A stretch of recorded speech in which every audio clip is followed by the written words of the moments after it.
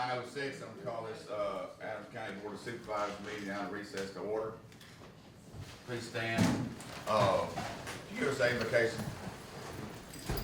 He knows who he is, Sheriff. Of course, sir. Either one of y'all. Hey, I'm good. All right. Everybody is.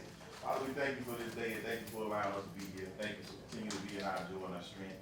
Thank you for guiding our each and every decision, our conscience, Lord God, as we conduct the business of Adams County, Lord God. Let everybody that's here today be respectful of what they've been called to do, Lord God, and put you first in every decision that is made, Lord God. Let it be based off of facts, Lord God, and not fiction, Lord God, and that we be able to move this community together, where we can be a beacon of hope for those who might be in darkness. And we'll continue to give you all glory, honor, and praise on this morning for just allowing us to do this on today. In Jesus' name we pray. Amen. The pledge. I pledge allegiance to the flag of the United States of America and to the republic for which it stands, one nation, under God, indivisible, with liberty and justice for all.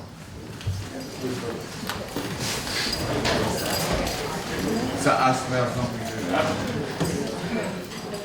All right, do a roll call. Mr. Gray. Present. Ms. Hutchins. Present. Mr. Gaines, you on the phone? Present. I'm here. All right. Mr. Middleton. Present. Paige Dean. Present. Brandy. Present. Scott. Present. And Ms. Khan. Present. And I'm here. I need a motion to approve the dockets. So moved. Moved by Ms. Hutchins, Second. second by Mr. Middleton. Any discussion? All in favor? Any nays? Motion carries.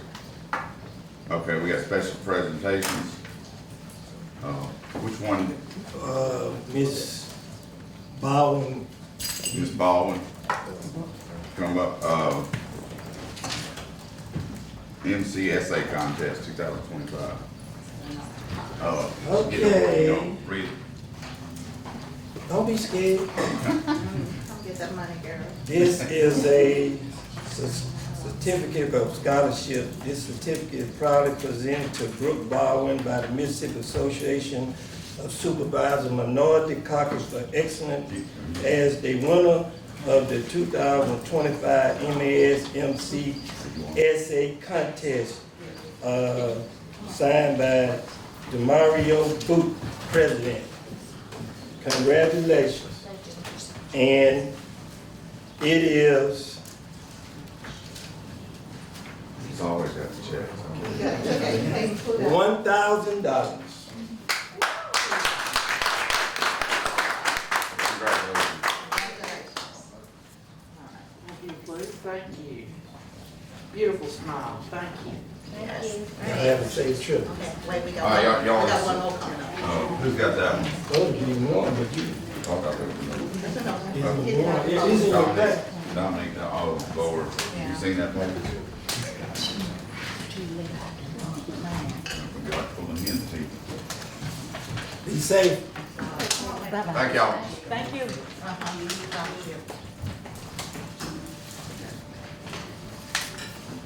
While he's looking for it, this is the elected official scholarship where the elected officials in the county put up some money to give a scholarship to one student from each school.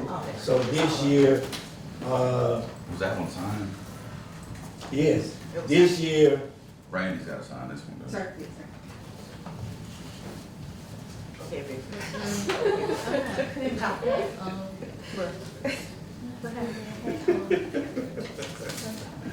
get that check, right? sir.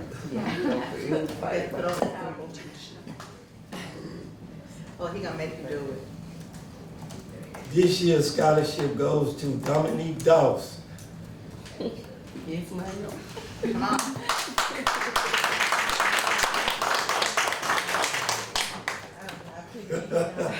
You gonna leave that money on the table? She's serious about My them mom still put it out. Let me tell you, girl, them still making their money. You got to get your money. So, Do we need to leave this now? Yes.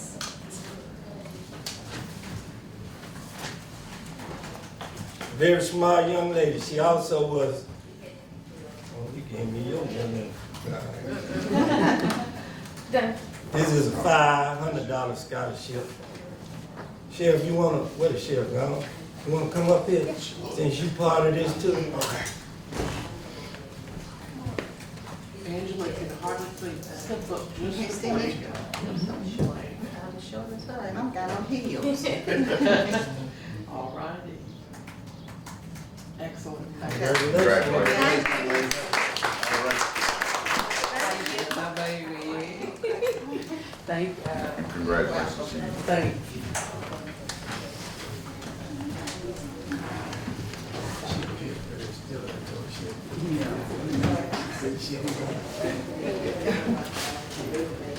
Bye-bye.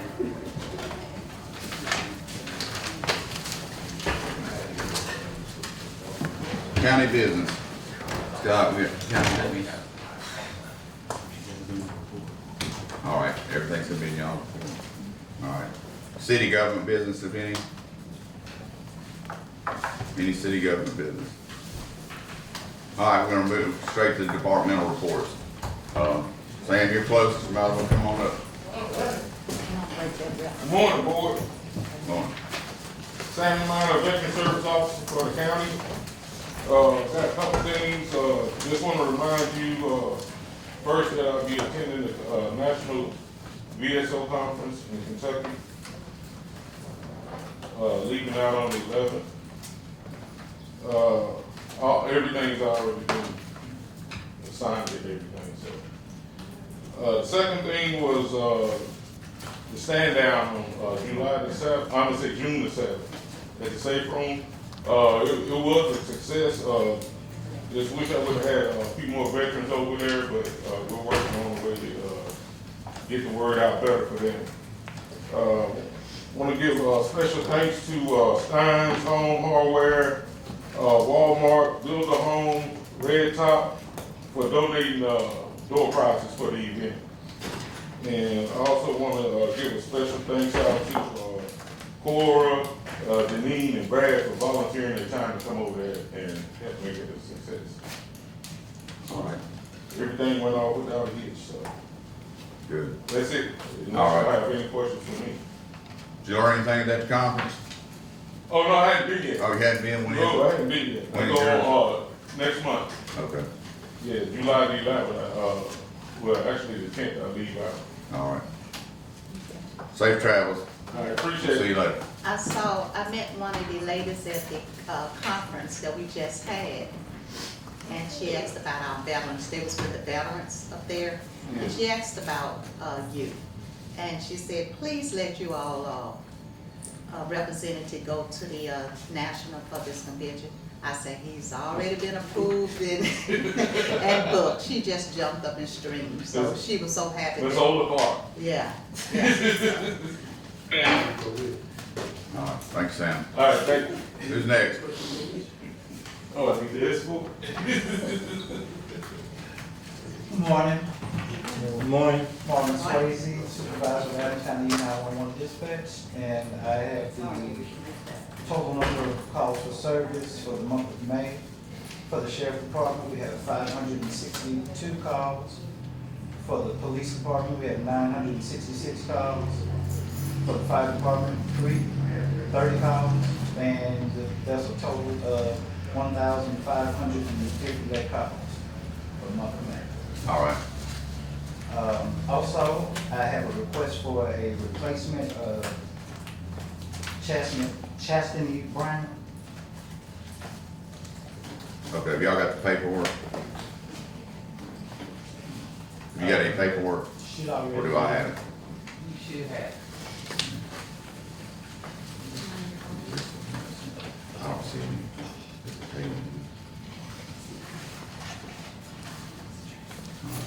And who is Chastity Brown replacing? She's gonna be replacing Casey Wood. Okay, I have Chastity Brown, telecommunicator, $14 an hour, $29,120 a year. And need a motion. So moved. Moved by Ms. Hutchins, second by Mr. Middleton. Any discussion? All in favor? Any nays? Motion carries. And I also have 2 requests for travel for their orientation for Chestnut Brown and Orlando Clark from July the 7th through the 11th.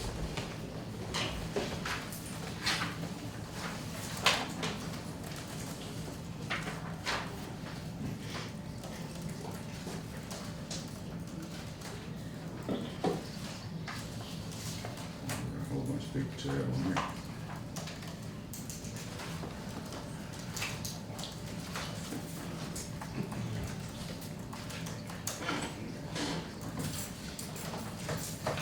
Who are the ones traveling for you? I'm sorry? Who are the ones traveling? Chastity Brown and Orlando Clark. Lane.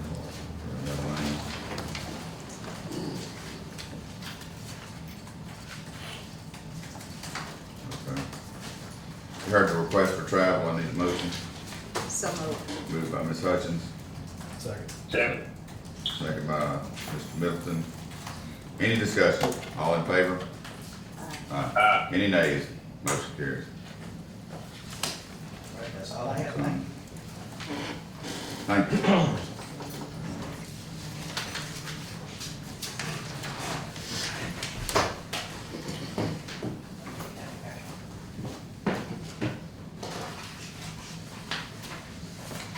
Good morning, board. Mary Kay Doherty, I was gonna use board. You down a wing there. I am. You Yes, doing all right? yes. It'll be all right. It's broken wrist. It'll heal. All right, I have a few things today. I will start with CASA.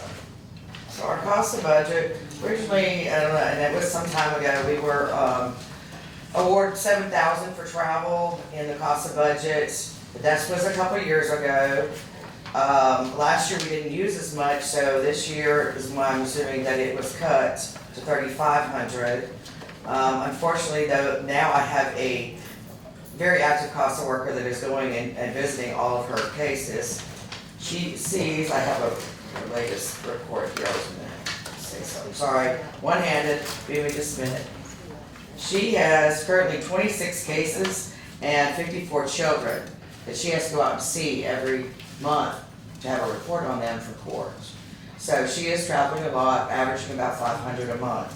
So right now, we are looking at not enough money in there for her to get through the rest of this year, fiscal year. So I'm coming to ask if we could put that back up, or even if not to 7,000, enough to cover for the end of the year.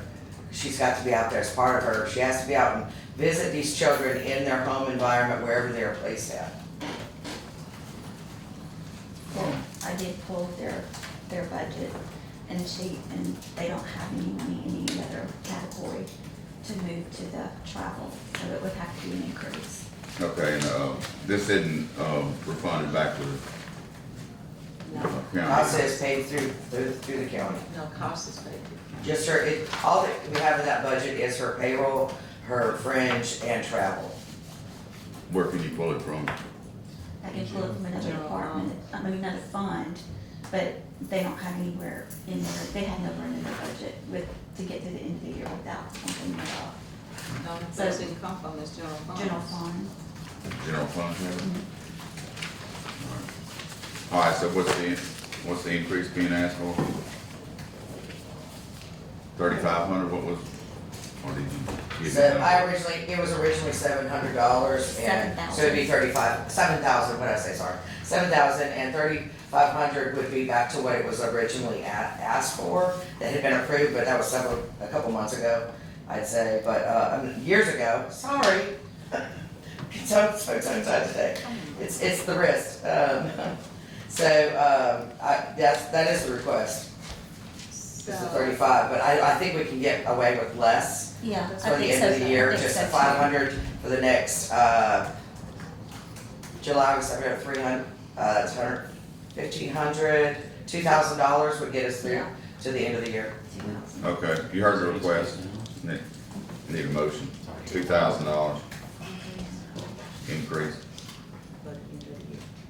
I move that we, get $2,000 out of the general fund and put in this account for travel. Moved by Mr. Gray, Second. second by Mr. Middleton. Any discussion? All in favor? Any nays? Motion carried.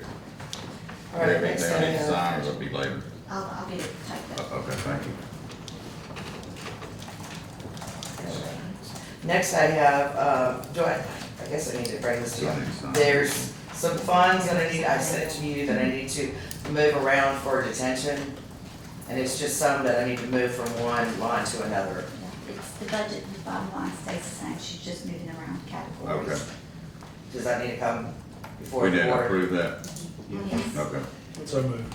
Moved by Mr. Middleton, second by Ms. Hutchins. Mr. President, Any discussion? yes, Moving the funds from one account to the other. how much? I think in total it was right Yeah, around let me find it. It's all 15,000. money that's in there, I'm just moving some. Yeah, it's so around, it's we've got several accounts she's trying to get out of negative, and she's just taking from one to put. One line item to move to another. Yeah, it's So about we don't need 15,000. the amount, Scott? Yeah, And If either you have a budget amendment form that spells them out, or you can read them. I do, I turned it into Mitzi. yeah. So what is the amount? Okay. So, you want each line item? No, just the total.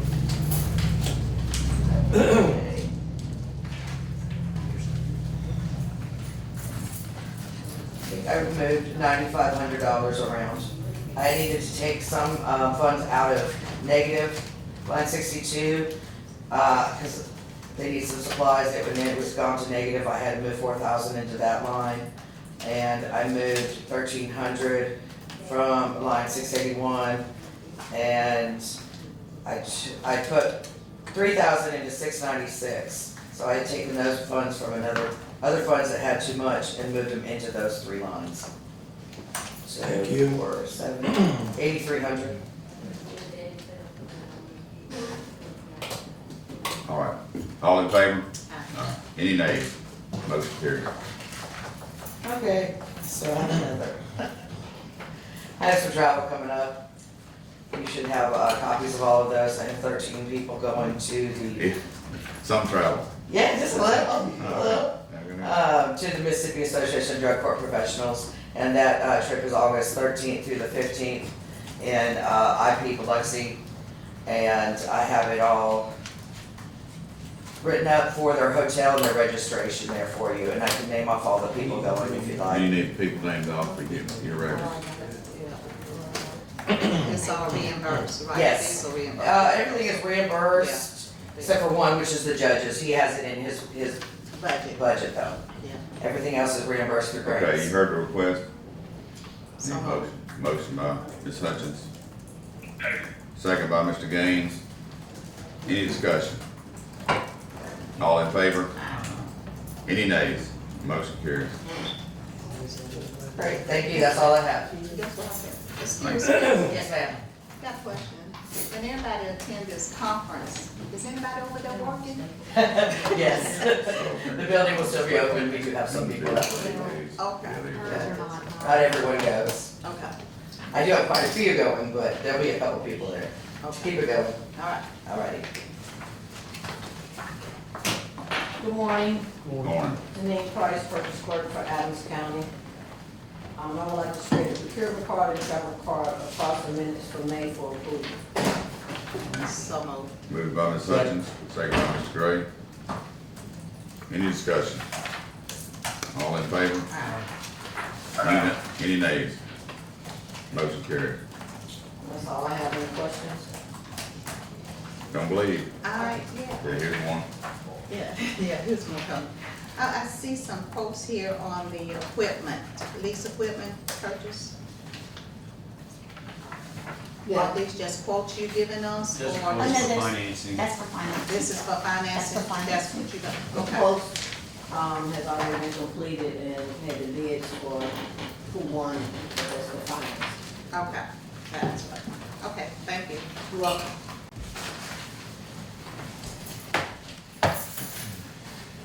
Good morning, board. Good morning, Mr. Bradford.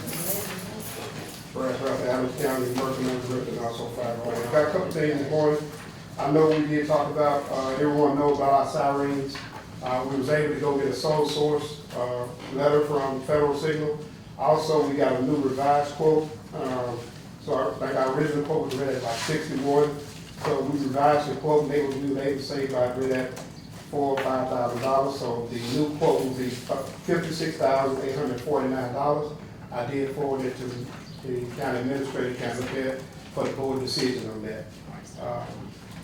If we go ahead and try to get the PO and get it ordered now, we can start going and get the parts for the sirens and try to get them ahead of time. Everybody knows the tariffs and stuff are going on, so we want to try to go and get the stuff ordered, so we just probably get them here so they can get down here, go ahead and repair the sirens on that. Did you reach out to the city? I'm going, I got put on the board for Agenda. next week, so I'm gonna go next week, ask them, can they contribute to the for the city? So it's roughly around $15,000 for those for the city. If we can get them to commit to $15,000, that'll drop our price down tremendous for the ones in the county. So, but in the event they don't, Yeah, still gotta be done. like I said, if we just pay for them, they reimburse us out of the board when we do that. I can get with Scott on that. The board needs to adopt that they're a sole source provider, and that's where I'm gonna take. Yeah, the letter would be good. They'll probably explain it right Do you have that letter, or Mitzi has it? It's on yours? Yes, I got it ma'am. right here, I'm gonna make a copy of it. Okay. there. You got one in there? Go ahead and, Do you want me to forward it to you, Paige? Or do you? we go ahead and do the motion while she's making a copy. Does it say why they're a sole source? Because it's the federal city commander we got is an upgrade to the system we already got in on this.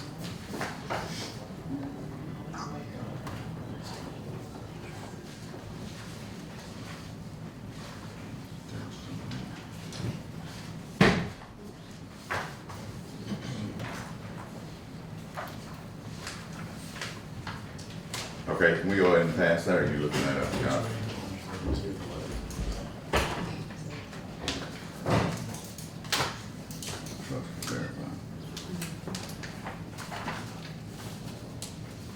Federal Signal is the only vendor that provides for the sirens, is that it?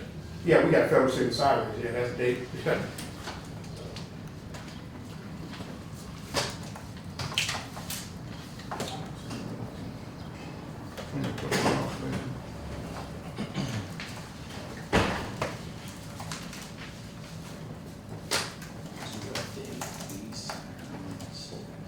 Mr. President, Yes, sir. did we identify where we gonna get this funding for? I think we didn't? Do we know where we're getting the funding for? He doesn't have it in his budget, probably, the, Yeah. How much? We have 56. 1,000? you don't have it much later on? Yeah, we do, but Oh, you gotta take our payroll. See, I would never I don't admit think they're gonna go That with was it. before. That was 40. Okay, are you sitting on paper? He's going, he's on the agenda for that next meeting. Okay. So we got So it'll be 41? Yeah. So have we identified, 1,000 would be their share. So 56. There was no source of these funds last meeting, but the board was concerned about it because it's about the safety of the, getting the sirens going if there's an event, so. what I'm asking is, I understand all that, what I'm asking, we need to identify where we're gonna get the money from. And, what is our finances look like? I think we identified we're gonna get a request 15 from the city, that's, and it's, what's the difference, 46,000? 41, 42,000. Yeah, so, what, 25,000? No, 41, On 42. top of the 15? Yeah. 57 was the total, right? Yeah, really, 56.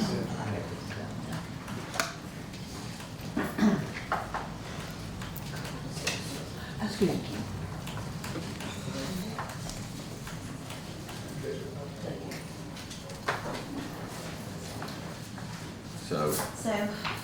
Is that something that can be financed, or, We could finance it. if we don't have it?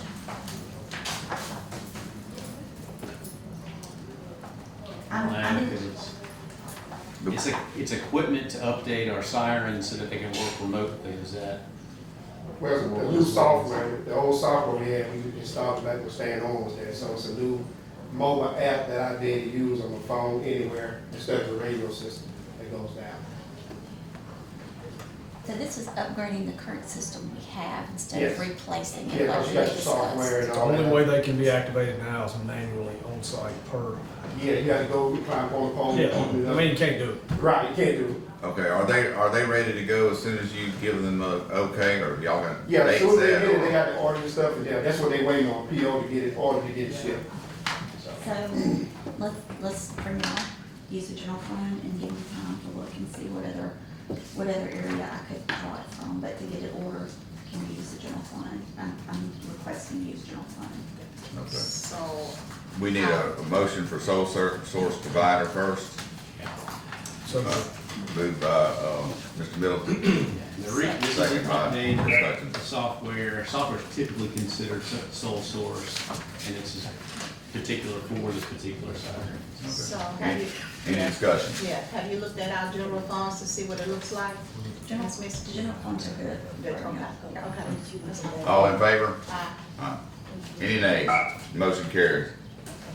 All right, you need another motion What they to were, 50, what? get a PO. Authorize the purchase, what do you? 56,000. Now, with ask you that, the city might contribute some, is that what we're? Yeah, I'm gonna go ask for 15, only for F4 sirens in the city. All right, so I need a motion to order the So moved. radio. Moved by Ms. Hutchins, Second. second by Mr. Middleton. Any more discussion? All in favor? Aye. Any nays? Motion carried.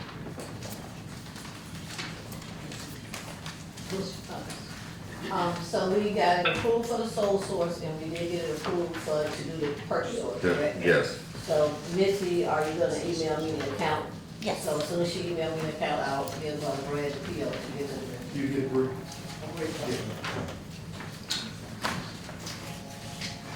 Okay, next thing is, everyone's aware of, what's going on in, Washington DC about the future of FEMA. With that being said, a lot of it's gonna pretty much rely on the state, which is gonna be in turn rely a lot on the county. So with that, with this budget year, I'm just asking the supervisor to be advised, to look at the road department, because they the ones gonna be doing a lot of the debris removal. And kind of look at our funds on that, because we pretty much, right now, will be pretty much the first, until if we don't get a declaration, the county will be responsible for removing all the debris, and everything, the total 9 yards, right now. So that's something we need to look at in the future, and start bracing for. We also want our, residents to understand, that those days of us coming and trying to provide tarps may be over, because we might not have funding for it, so we asking the residents to try to, if you know when we got started with something, where to purchase your tarp, because a lot of stuff coming down, I won't be able to get anymore. So that's something we just have to brace for, and you guys got to be prepared for. Also have the ability to remove the debris. So it's imperative that the road department get whatever they need when we start stacking up. And hopefully, you guys can talk to some of the other supervisors around the county and maybe start helping each other out.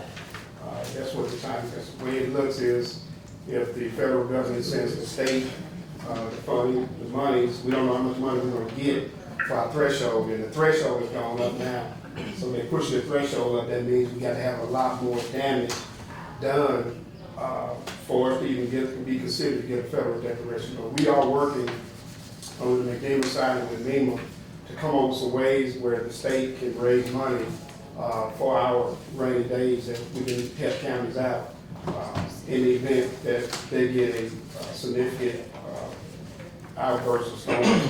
they get a lot of damage and a lot to their houses, residents and stuff like that. So just something to kind of think about. I don't know if they brought up at y'all supervisor conference with that. I don't know if me will mention it to y'all, but just bring it to y'all attention today as we go into our budget cycle. So I'm thinking about the lines of that, getting everything prepared on that.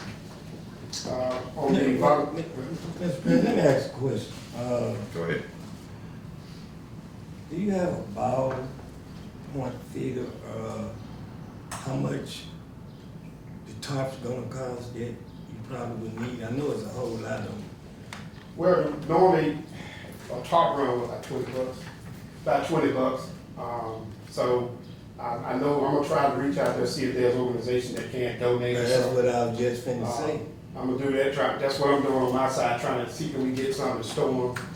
But, you know, they just. Let me say this, Supervisor Hutchins and we go to a lot of different conferences, and I noticed that the people that these other counties do business with, they give back to the county. So if we're gonna have hard times, then maybe some of the people that we doing business with will donate something back to the county. That's what it's gonna have to come up to, that business people that we do business with, I think they will, we just need to get a list of them and ask. That's what they do in other counties. It's just a suggestion, me and you. Right, I'm aware of it, I know they do, but like I said, that's a Scott and legal, I think Scott, that's up to the board, it's part of their, when they come to business, you know, come to the county, like most counties, when business come to it, they provide money for fire services.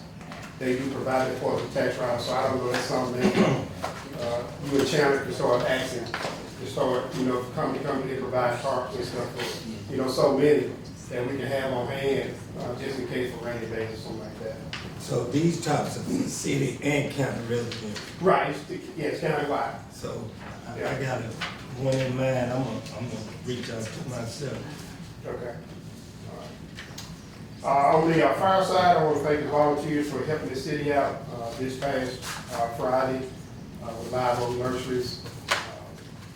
And, you know, as again we say, you know, our volunteers are fighting on 10 years of equipment. So, you know, down the pipe, hopefully when we get that rebate money, we start thinking about getting them, you know, some good equipment because, you know, the city, we work hand in hand. I got a call from a constituent saying one of my fire trucks was leaking coming out. 61 North was leaking a lot of water. I told them, I said, yeah, I understand that. They're trying to get your call fast as they can. So, you know, and we've tried everything, Flex Seal, all kinds of stuff on here, they just ain't holding for those types. So we're in dire need of trying to get some equipment to help our volunteer firefighters where they can assist the city. So just keep in mind as we go into this budget. Is that the one from Lake Montrose? Yeah. Did they ever try to patch it? We tried everything, but it's just, that's an old tank, it's plastic. So it's in a spot, you got to tear the whole truck down and try to get to it. We tried the best we can, but it's Can the tank be pulled out there and put another one put in? well, we got to find one that fits that. Is it square or is it one of those round ones? Well, it's square, but it has to be tested, and it has to go through the fire, Mississippi State Fire can be approved and all that. So it's a lot of work on, that's why people just get rid of them.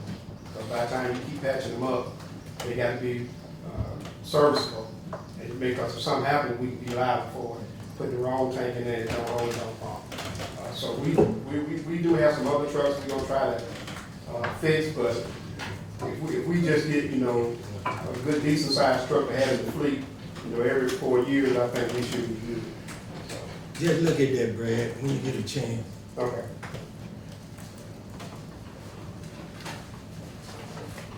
I actually, 3 months ago, somebody called me from Coleman, Alabama and said they had a fire truck they were auctioning off. And I got it for $4,000. And it's better than anything in the Adams County fleet right now, which is really weird. I got a fire truck for $4,000. I might bring it down here. I hadn't decided what I was gonna do with it yet. We were gonna use it for my Inferno armor stuff, but I don't know if we're gonna do that now. So I might bring it down here and we see what we do with it. Mr. It's ready to President, go. Yes, sir. I think it's Lowndes County in Virginia, one of the richest counties in Virginia. Holmes County in Mississippi needed a fire truck, and Lowndes County in Virginia donated them a fire truck. Maybe we need, when we go to this company, we might need to talk to somebody that's got all that money. Maybe they wanna donate a fire truck to Adams County. I think we probably just had to go get it. But they donated Holmes County almost a brand new fire truck. They just had to go get These it. areas of the country that are getting larger and larger, if somebody builds a large building, their fire trucks become obsolete because they've gotta have a bigger fire truck. So they just like, they're gonna sell them or give them away or whatever, but, it's good to have connections, but, so we probably do need to look into some of that. Yeah, all the help they can get, cause like we did get one donated to us, 2 years ago from Arkansas.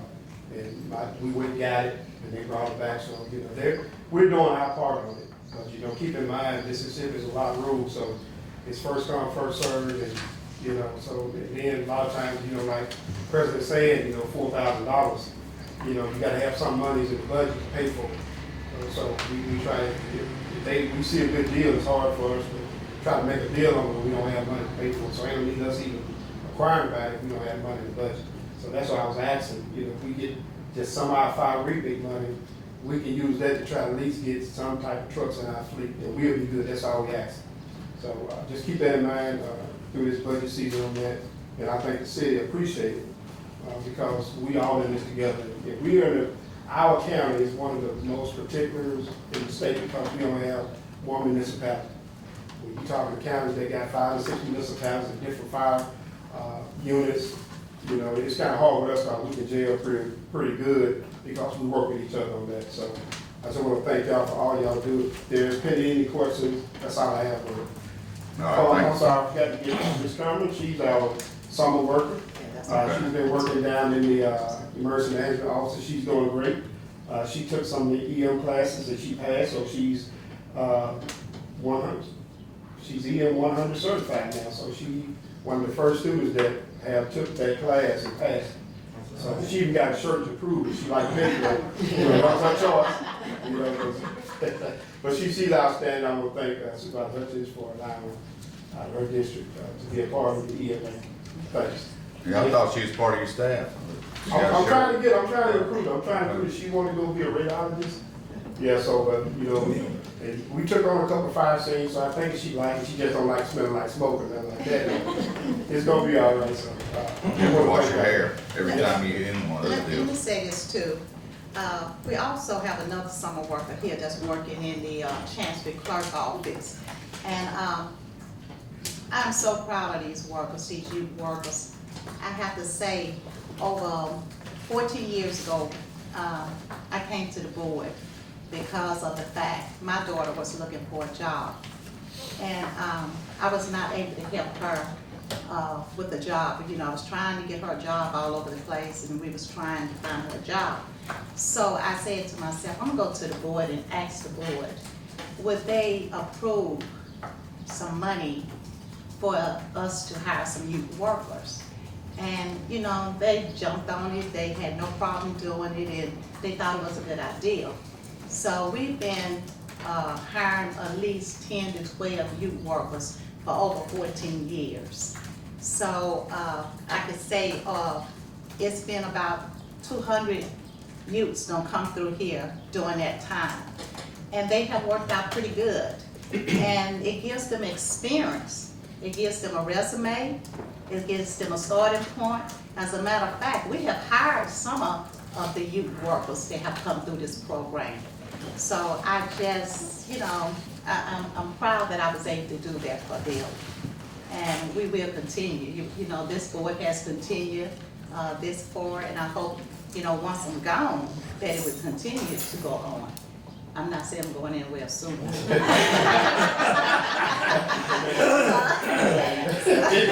print it. Well, see, if you print that, just say, I said I'm not going anywhere soon. So, great. I'm glad to have them there. So introduce yourself also. Well, I'm Abby Muir, and I go to LSU, and I'm about to be a junior, but I want to try to go to law school if I keep doing good in school. And my major is like political communication, so trying to focus on more of like the political side and just get more experience, and I'm getting it. I love what I'm doing right now, so I'm so thankful y'all let me do that. at the grassroots level, this is where it begins, and board of supervisors, and board of aldermen. And she's doing a great job. She's really great. That's right. And thank you, both of y'all. Okay. That's So all I is that all have. you have, Ray? That's all, I appreciate it.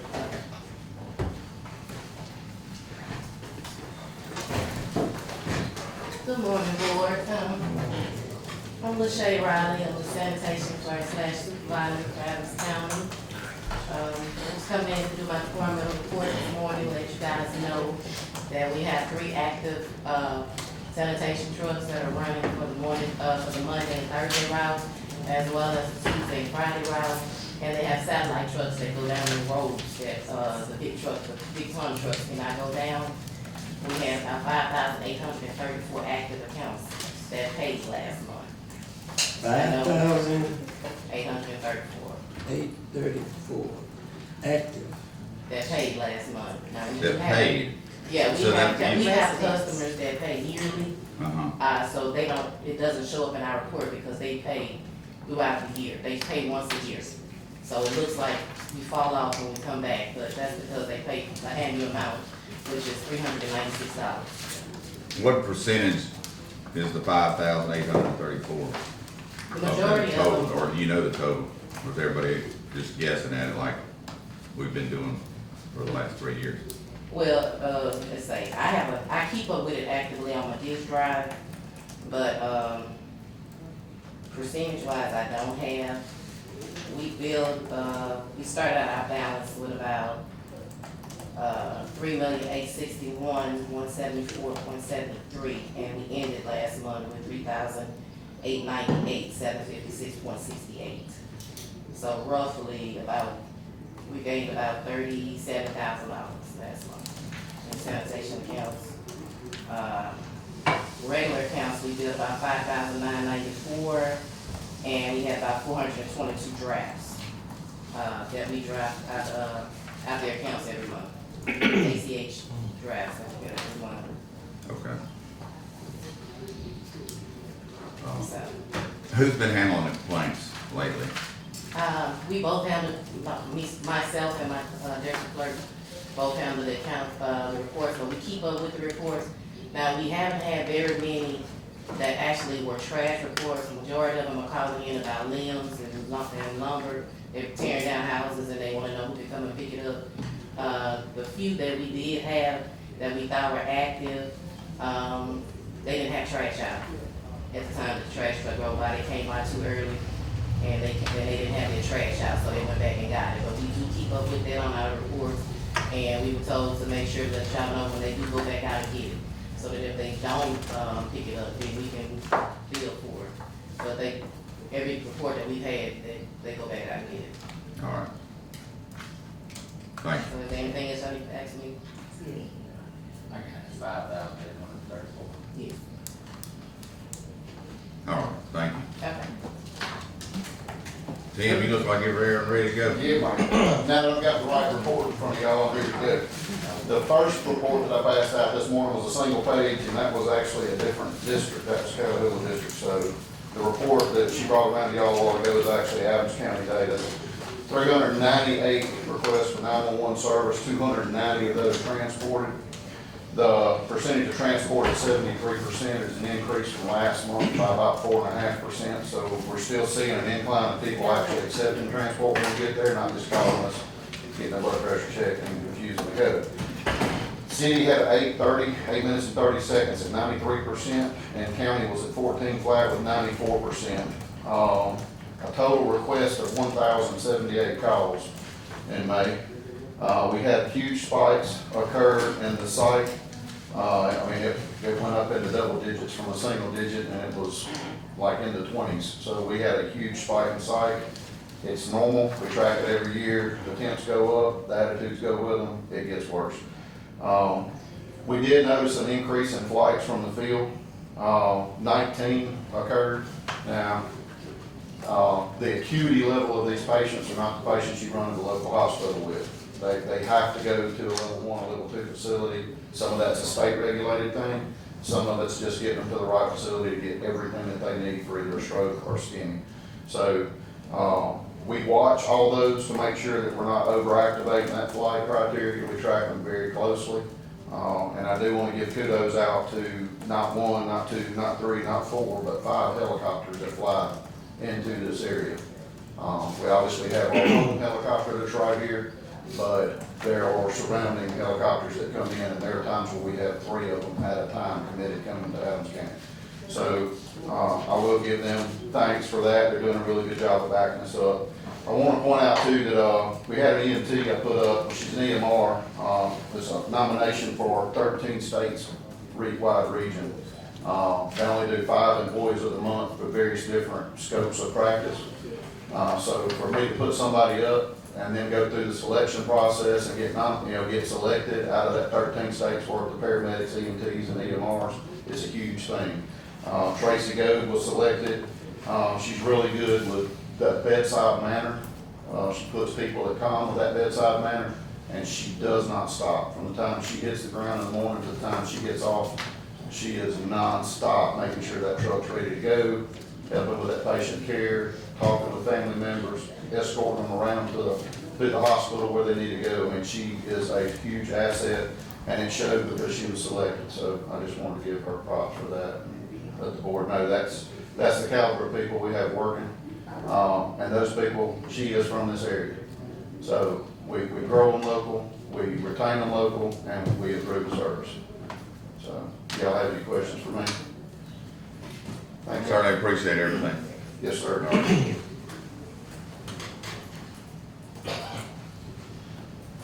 Morning, board. Morning. A few things this morning.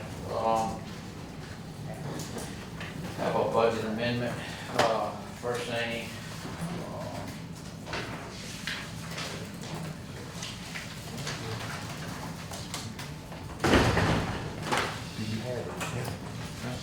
I need to get money.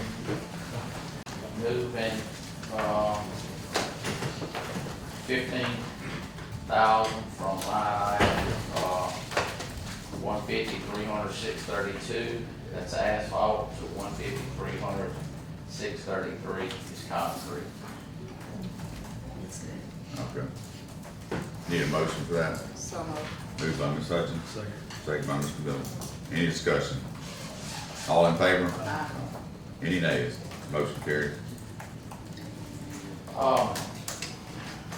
Next thing I have, moving on this past week to the conference on the coast, come back in this morning, Mary Ann had several phone calls last week, but she had 4 phone calls last week of trees that people called in for us to come pick up the limb truck. The limb truck driver gets over there and these people's cut 2 to 3 trees in their yard, stacked out by the road, so the whole front's full of them.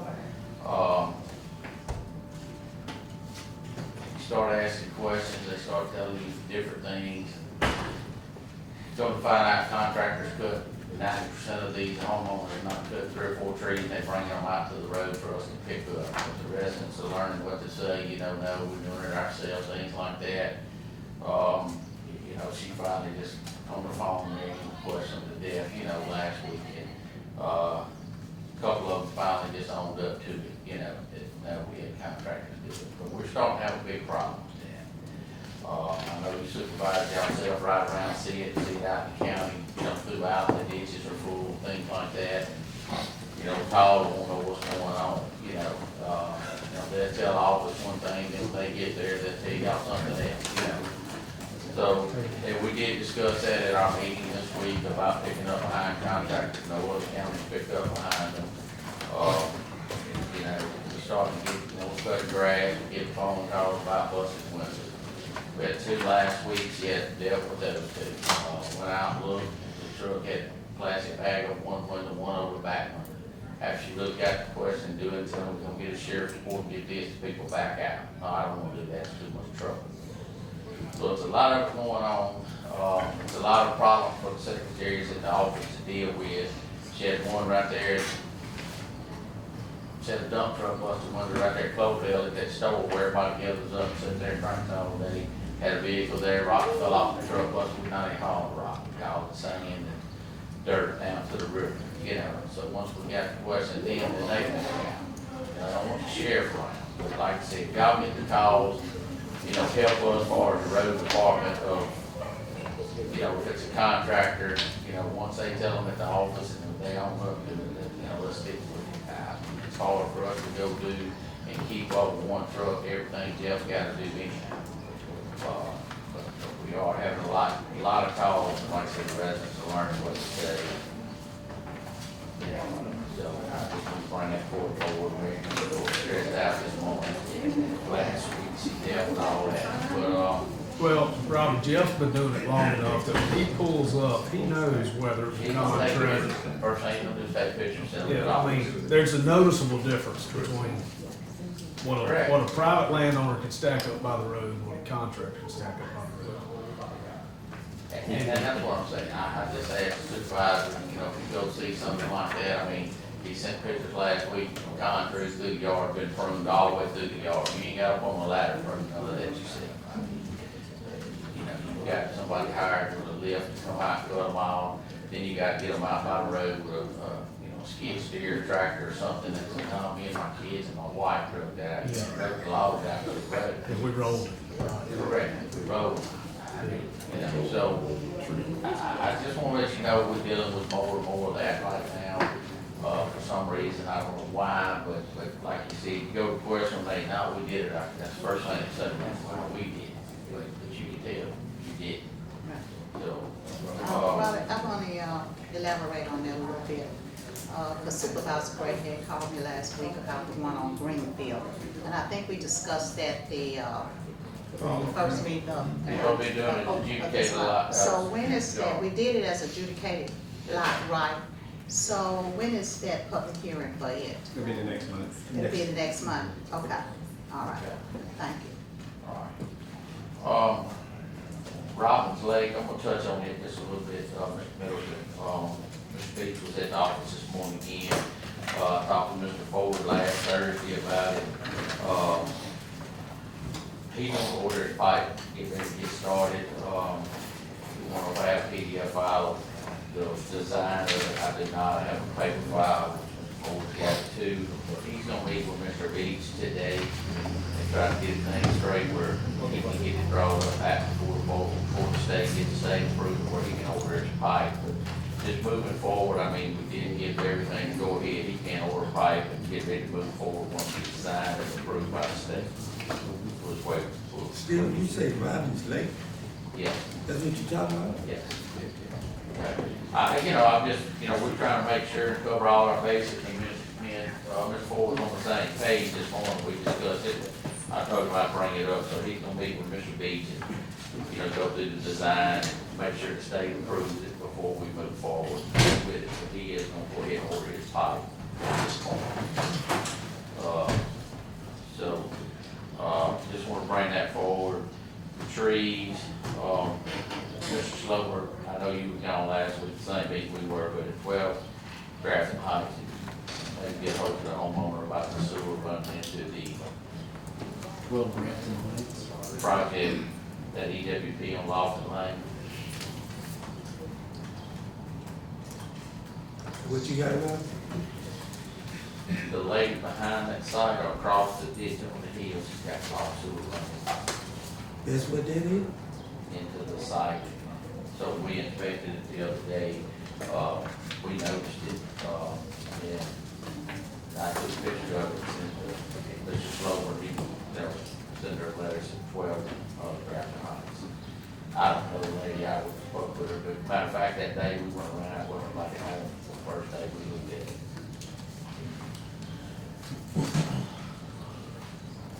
That's all I have for y'all. Mr. President, the only thing I have is I got serious about the dumping that's going on Cemetery Road.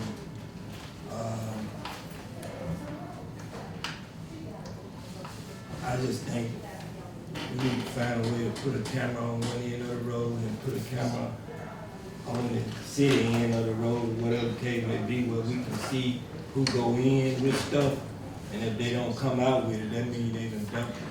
Remind me to bring you up to speed on that, And Okay. Mr. Gray, to piggyback off of that, that's where we thought the gentleman dumping it, was on Cemetery Road. We were supposed to went to court on the 10th.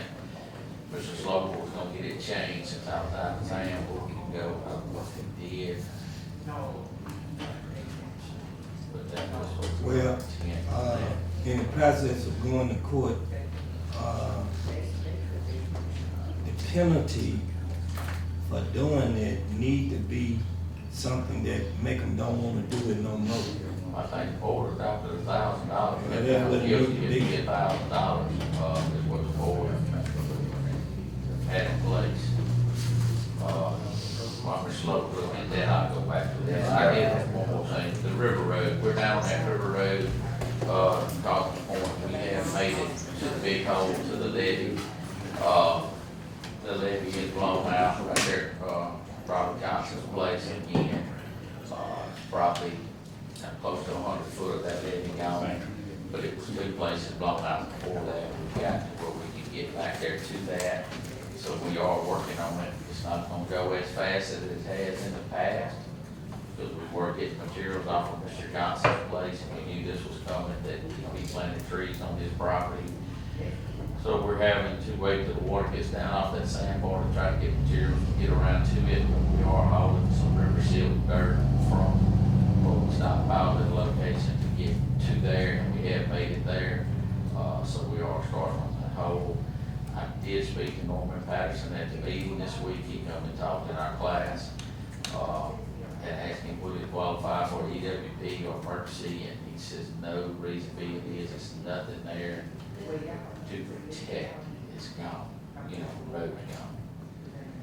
I said, well, it's either there or it's gone. I mean, in this, with the river coming up, I mean, it's, you know, it's when the river gets up, it's gonna blow it out, you know, which we do have the money to do, and I think Mr. Ford was ready to advertise to put the stones, but now we don't have nowhere to put the stones, until we get to it. So, but I just want to bring the board up that we are working on it. We have made it to the big area as well.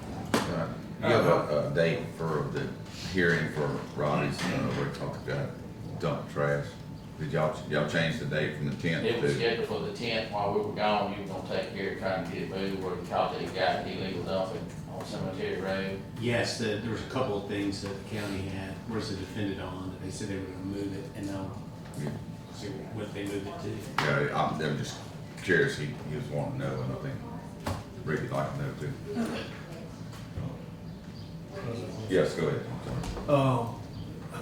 What's the time frame on repairing that road, do you think? I mean, my reason for asking, could we not go ahead and advertise? For stone, I mean, it's gonna take us a little while to get it fixed. I mean, like I said. But we it's got not one gonna go advertising used for to. how long? It'd take us 30, 45 days to fix it. It's gonna take longer than that now. And I know they're hollering because it's oil production and things like that, the water's down and, It's not me, y'all. I don't have any wells down there. well, I got one of those fellas, he bite. And I don't blame him. I mean, you know, I mean, that's just it. The second thing, check 9 Aberdeen Road, please. There was a work order on that. I got a text Thursday night. I don't think it's been taken care of yet. And then also, I've been seeing where the city has picked up some of this inmate labor. Is that something we need to? They pick up inmate labor out of Wilson County. They've been doing it when I was there. I mean, could we not benefit from grass cutting? Well, they can't run tractors and stuff like that, you know, that's what city uses for, you know, weeding, you know, trash, watering flowers downtown, if you'll see them on the Colorado water, the plants hanging on the poles and stuff like that, is what they use for. So what are you asking, could Could we get them go in? down and do the same thing that they doing? Yes. I mean, could he benefit from? We probably could, let me think about what I could do with them, I mean, I'm sure we could. I mean, you're Yeah, understaffed, we know that. correct. Yeah, oh, yeah. I mean, there's ditches, there's pipes, I mean, let's think about that. Oh, I'm sorry. One of the things I was gonna say, that I was gonna bring it up, it's a tight budget. I remember when I was here previous working as a worker, we had a little crew, and, they got absorbed into the road department, but that's one thing that they definitely can do, that you can use them, cause I've had several calls, I hadn't, even by the road department, yet I know the sheriff, you wasn't here last time, they said they was down for like right through steam plant. I got a couple calls, while I was out on the coast, and it was there before, a bunch of yellow balls and stuff like that. So, while you thinking about that, maybe we can input some of them back as a little crew, cause just like he talking about dumping, they did it all over Adams County. I'm talking about, I know I got 205 miles, and the majority it is, and I hear y'all talk over here, it's trash all over, so they definitely can be beneficial.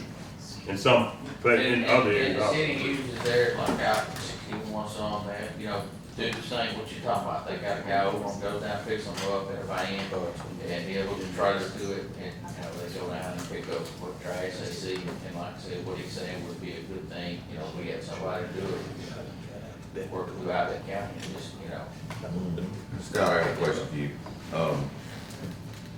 Your problem down there with hauling all that dirt, I've got that, I don't know if you've seen that huge Volvo dump truck out there on my yard. It's just sitting there. I mean, it needs to be run. Anyone can just loan it to the county, legally. Probably will look into it.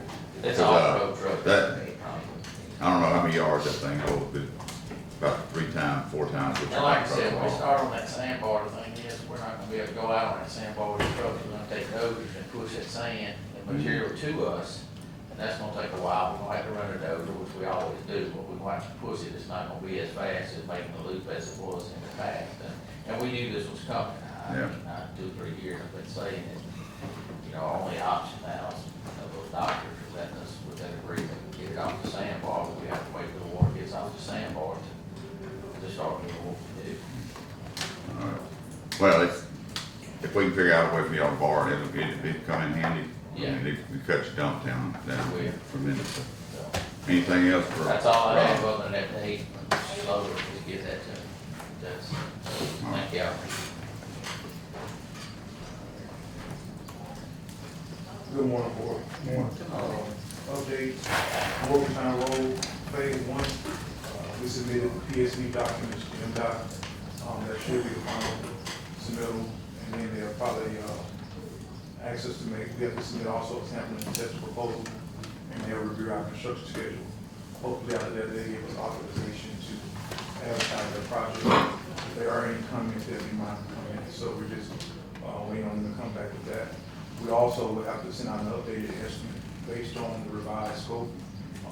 The estimate for it has significantly reduced the price of that, the proposed price of that project. So I will send everyone a copy of that, including the city, based on those latest comments. We did send those to the city, but they gave us comments after that. And so we would send a revised estimate based on the comments that came last time. Contract is nearing completion with the pipe installation on the east side of Morgantown Road Phase 2. And he will move over to the west side and complete those 3 driveways. And then we will move forward with the widening. And then what we're having to do, due to some of the right-of-way concerns or questions that we had, we did reduce the width of Morgantown Road out to Rushing Street. So we're gonna do the same thing on the east side. We're gonna do the same thing on the west side. It'll still be 12-foot roadway width on both sides of the center line, but you won't be as wide as you were starting from Dixie coming into Rushing. But you'll still have adequate roadway width of at least 12 feet of roadway. When it comes to our EWPs, EWP C044, that's Lofton Lane, Brooklyn Drive, and Churchill Road. We did have a final inspection on that. Contractor initially addressed all the punch list items.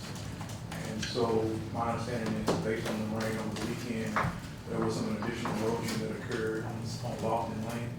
So we're gonna reach out, we're gonna have my inspector going out this morning, take some additional photos. We will submit those photos to the contractor. But in the meantime, they did submit a final estimate, for that project. And so, even though they have those, couple of road items to address, I would still like to recommend payment to them pending, them completing those, last few items that occurred over the weekend. And that is an amount of $59,400.58. As well as the engineering fees in the amount of $4,276.84. Okay, you need a motion for that? So moved. Moved by Mr. Gaines. Second, Second by with Mr. some Gray. discussion. Discussion. This the final payment? That will be a final pay, that's why I'm doing contingent on them addressing on the final item. Dang, but what I seen out there, bro. You must gonna hold the check. I can't submit the check until, I can't submit the actual, pay application until,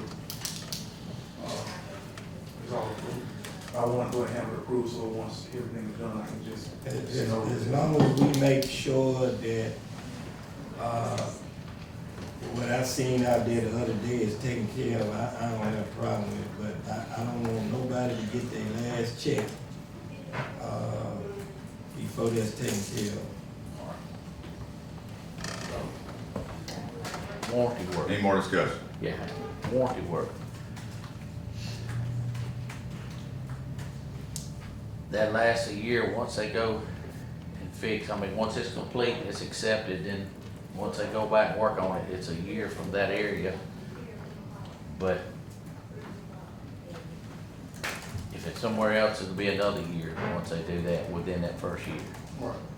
Okay, 'cause I don't know this, but I just feel like that one's gonna be a problem, and I mean, we've discussed that, so I feel like that is gonna be a job that we're gonna have to watch and babysit, and they're gonna have to continue to come back. Is that? Right, you gonna get in touch with the homeowner and let him know that he got to move those trees?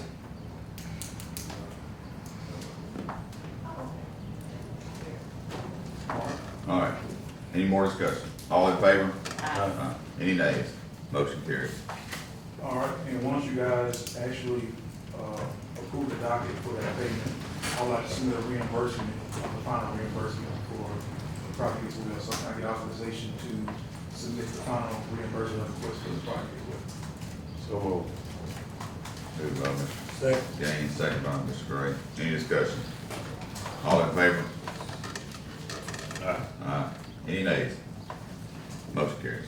All right. EWP C045, that's Old Highway 84, sites 1 and 4, Kingston Road and Dunbar Bayou. My understanding, all the right-of-way easements have been acquired, so I'm requesting authorization to advertise EWP C045 project. So moved. Moved by Mr. Gray, Second. second by Ms. Hutchins. Any discussion? All in favor? Aye. Any nays? Motion carries. I'm requesting the same authorization for EWP C079, that's Quitman Road and Kingston Road.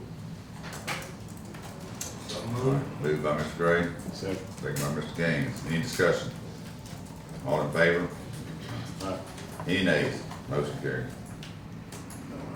During the last board meeting, I was asked to give a price to perform an H&H analysis for Morgantown Road at the Church of Jesus Christ Sons, God's Son Apostolic Church, as well as the property at 225 Morgantown Road. We came up with a fee of $17,000 to do the hydraulic study, as well as the site assessment, the hydrology study, and then also to provide a recommendation that also includes some surveying as well as some site assessments. And you need a motion. Yes, sir. You know what? Start with Is- The assessments. So he was saying, we looked at it, he said for to do a total assessment, was looking at the properties over there. So, that's an assessment plus, making recommendations, but, To the church. yeah, cause you know, when we was, it spoke different when we was at the conference. When we was at that conference down there, so I'm not sure that, because of affecting the road, the information that we learned at the conference that Robert was there with the guy.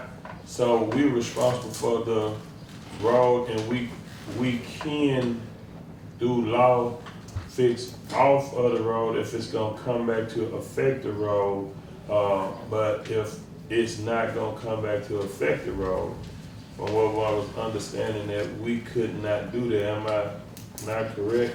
Well, you was there too, Scott was there too. It's gotta have a public good or public not necessity, but some sort of public helpful or aid that you're doing.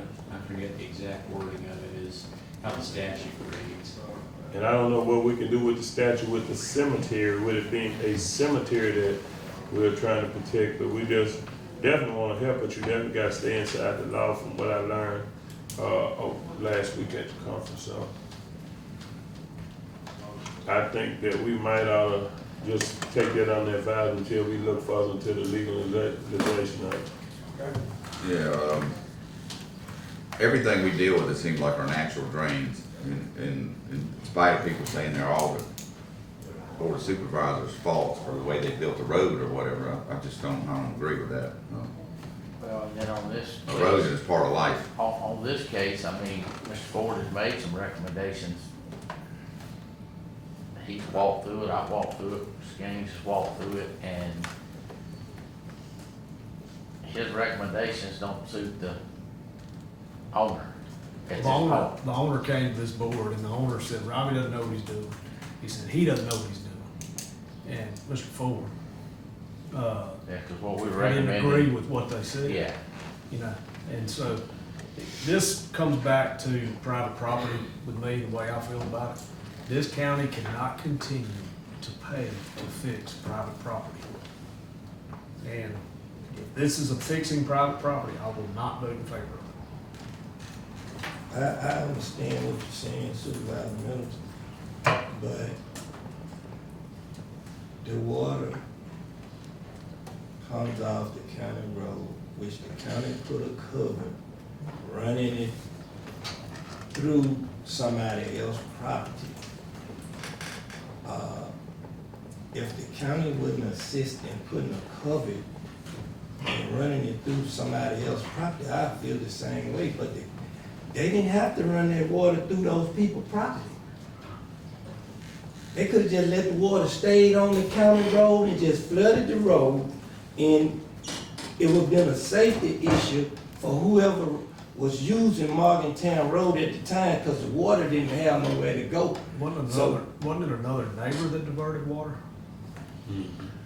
Yes, well, the neighbor behind it on, They diverted water. Burkhart built a berm, or built their backyard up. I'm not gonna say a berm, they built their backyard up, you can say it that way. So when the water goes now, where their yard's built up, it just keeps it going through that natural, as Mr. Wilson said, natural drain. Nah, Robert, that ain't no natural. No, we talking about on the left side of the church, where we're trying to direct the water from running around back to the cemetery. I'm not talking about the cross That line. ain't no natural drain, because that was all the way across till somebody opened it up where that water No, could go down through It there. had been open, and they built, and It's been open, but somebody had to open it. no, it was always, that's where the water coming went behind those, because it drains from that street. That street don't have any ditches on it. This is what I'm saying. I understand. The water was draining on that lady property at first. It was coming and going right behind the So house, she between there. made it go on his property, but it's coming off our But it was road. going in those tree lines, and it was coming from that little section of ditch from Burkhart, behind those houses, between it and the church, down through that natural We may drain. be talking about two different No, we're things. talking about the same one, but I'm saying, when she built her yard up, that's the reason it won't let it shed through her yard, it sheds on this property. Okay, let me ask you a question. So if that's their property, what if they just go put some dirt there and the water can't go down on their property, then what It's gonna gonna happen? raise up, jump the ditch. because that's where the water goes, because it goes like this and goes uphill to their church parking lot. So it's not like gonna affect this, the road? so that's the lowest point, so the water's gonna go to the lowest point, they build it up, when it raises up, if that ditch is not higher than the road, it's gonna go over that ditch instead of into the road, it's gonna jump where it wants to go. Am I correct? It ain't gonna go on their property. It's not gonna get in the road, unless they build that bank 4 foot high and then shed it to the road. But the way it's set now, if you build that in, when the water rains and it fills that ditch up, it's not gonna get in the road, it's gonna go over that back of that ditch and run right back down through there. Robbie, how long ago did this culvert get put down there talking? No, it's not a culvert. It's not a culvert. Or how long ago did this take place? It's been going on for years.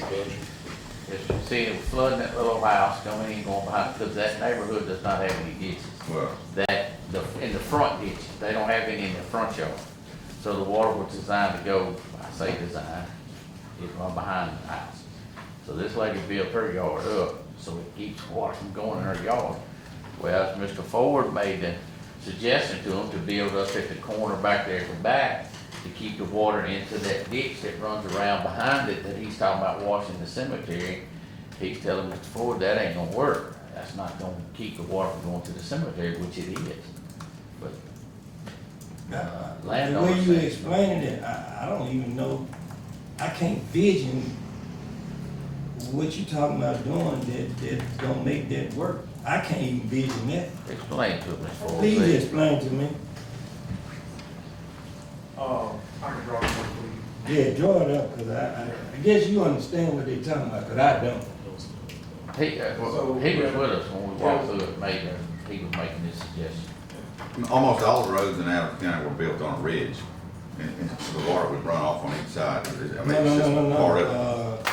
If I'm not, well, I ain't gonna say all, the majority of them have something like that in, where the water won't settle in the middle of the street, and it'll run off All of them are sloped a little bit. one side to the other. In the process of the water running off, they had to put a, not what he talking about, but the city owned this property and got, what is that? They got that. The water tower. Their The water station. runs down through there. Yeah, that's on the other side of the street, that's Or where they the cross run pipe off. is.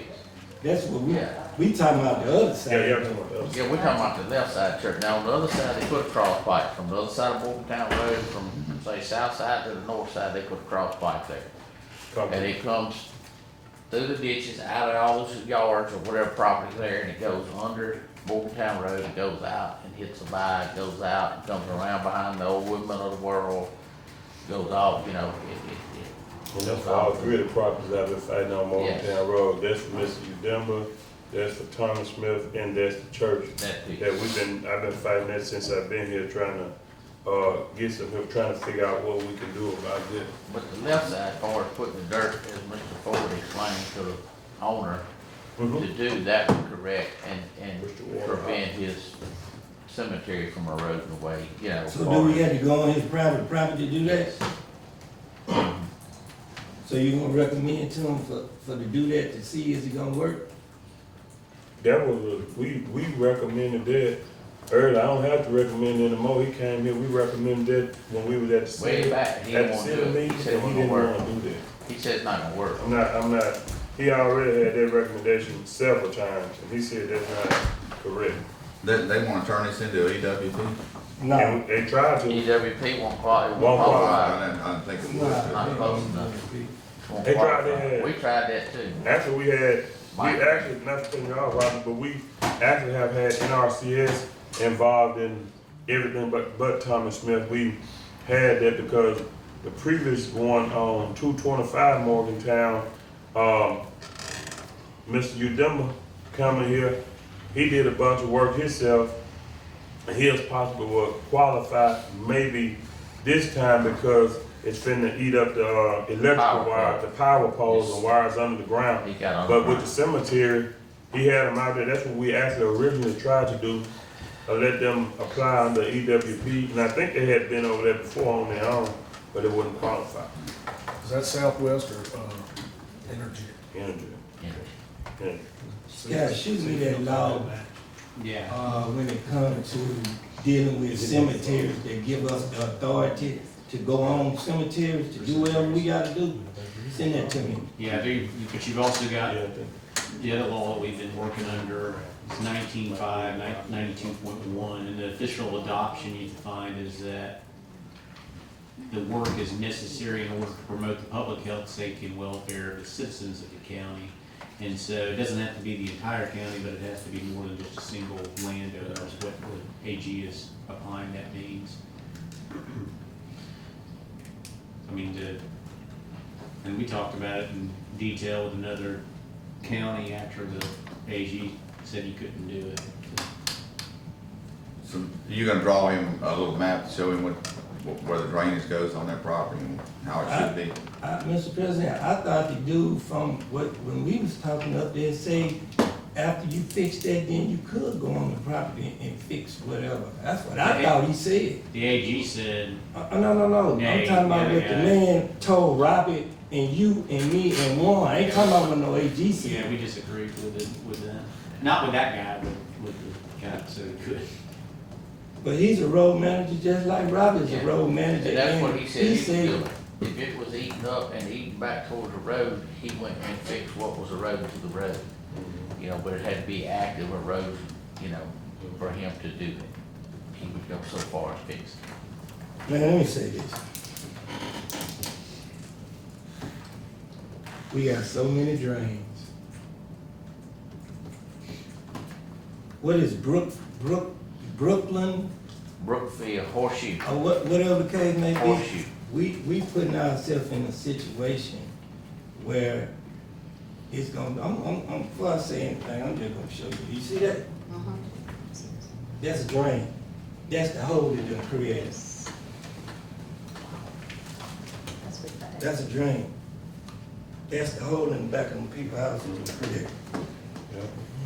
That's supposed to qualify for. Drain. That should have qualified The for whole- the WP project. And then it got a river. Yes, that should have. Got to sink out the creek. That's the drain. Was it coming off the road? That's the hole. Coming off the road. And that hole so big, Mr. President, I promise you, I almost slipped down in it. If I would've slipped down in it and didn't have a cell phone, y'all would've never found me. Let me ask you something. Has it been submitted as a EWP Yeah, project? that's already, Mike Green's already met over there. What is, So, I'm gonna talk to the preacher Yeah. and try to get him to do what you suggested. And if it don't work, then he gotta do something else. How about that? Thank you. Did you have anything else? No, if there was any questions about city projects or anything like that, that's all. Go ahead. yeah, I do have questions about the state aid project. That's gonna be one of my things. I know that the conference, they did speak about our state aid money, and we have that $4.1 million in state aid money. So we need to go ahead and figure out what projects, and I think we did get a list of the roads and stuff like that to go ahead and spend this money, because they said, do go ahead and spend all of it. They just say part of it, they say all of it. Because of the fact things are going up with this tariff, and things are gonna get more expensive, so they'd like to see you be able to use what you have and get more done with what you have. So they did say go ahead and spend all of it, because I don't know what our last state aid funds was, but whatever our last state aid funds was, it should double coming up, so they want us to get it all spent. It could double in the next. Board. Yeah. That next board. Okay. And there's 4 million in there? 4.1. 4.1 right now. Everybody's got about $800,000 Right. per district. All right. Well, we're gonna, Robbie, you got the list? And we'll, That's what's on there. Eric, all supervisors need to talk to you about which ones Yeah, they're going gonna work. over. Yeah, I think I spoke to you with the Lynch about gonna go and live the road. Yeah. And I'll get by there and see you again and see what we're gonna do between the 800,000 plus the 485 that I'd set aside. Okay, Mr. President, Yes. excuse me, whenever she finished, okay, I do want to speak to them on Yes. okay. In regards to that? No. Oh, also, I know, we also have that $500,000 on the road bond funding. Correct. So that needs to be spent also. So we did discuss paving roads with that. Yeah, cause I think you showed about 800 or 900,000, it was 300 something thousand, that money was supposed to come out with the Morgantown Road. Right. Just So it's still 500. 500,000 left. Yes. So that's 100,000 per supervisor, Okay. additional All 100. right, what you have, Ms. Gaines? Well, I just want you, while the engineer was there, we was out of town on a conference, and I see a few people and they asked about Morgantown Road, so I don't see them all, so I speak to them on the camera, so that, you know, cause some do watch the meetings. But Morgantown Road has definitely been a nightmare. It has started, and the engineer is there, and I just want, you know, he can attest that what's taking so long, Morgantown Road has been put down so many years ago. There is not utilities are not in the proper place. So, you know, every time I think we paid Atmos to come in here, Atmos came in here and they used a new technology and they marked some pipes, and even with them marking some pipes, we have still been hitting water lines, sewer lines, gas lines, that things is, that's not, they should be somewhere else, but they're not. So I asked them, you know, just bear with us. We are coming to the close of that part of it. We are close to the end of it.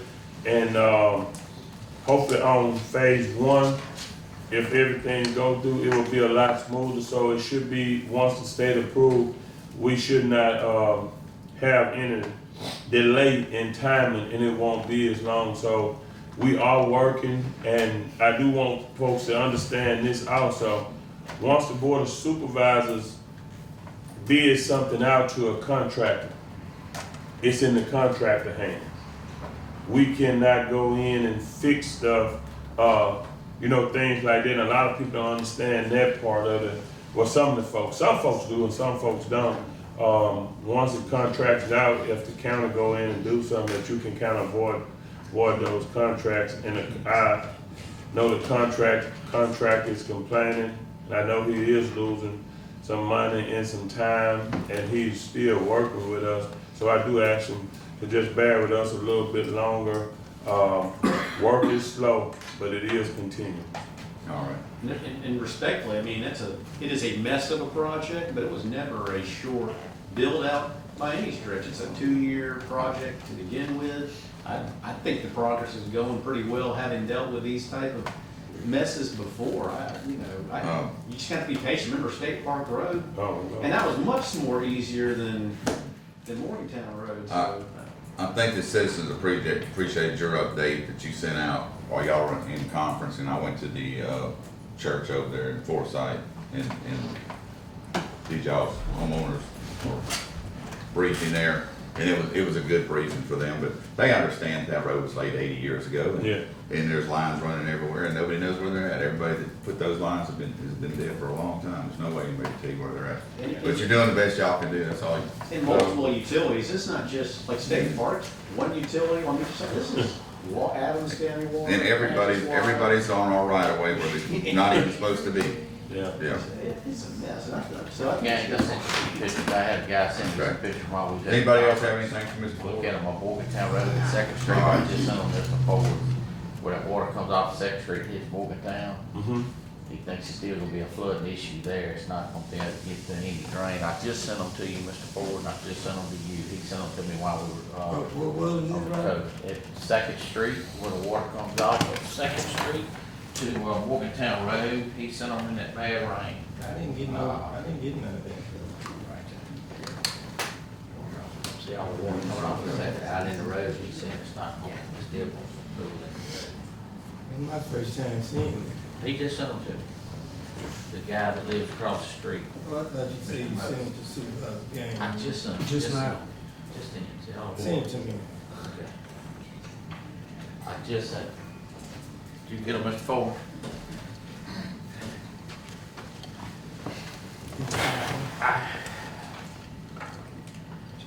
Is that something we need to do now?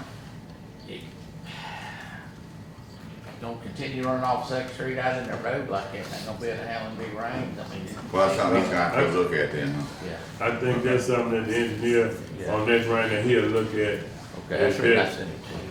That's probably what he can do on it, cause probably ain't a whole lot we can do right now until he look at what's going on and see what the design, and once they get Yeah. full, we see where it's at. But I just wanna send it to him, to the residents, Okay. send it, it's the same one. All right, we appreciate you. Thank you. All right. Departmental reports. Good morning, board.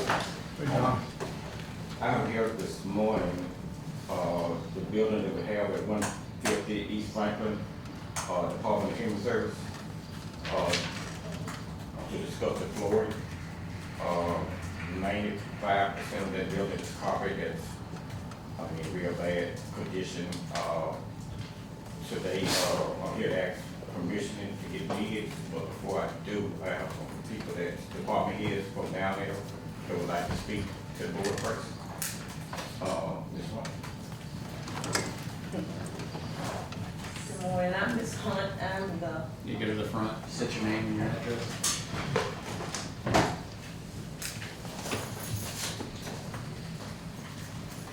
Good morning, my name is Edna Hunt, I'm the County Director for the Department of Human Services. And we're here today because the flooring situation at the building is just horrible.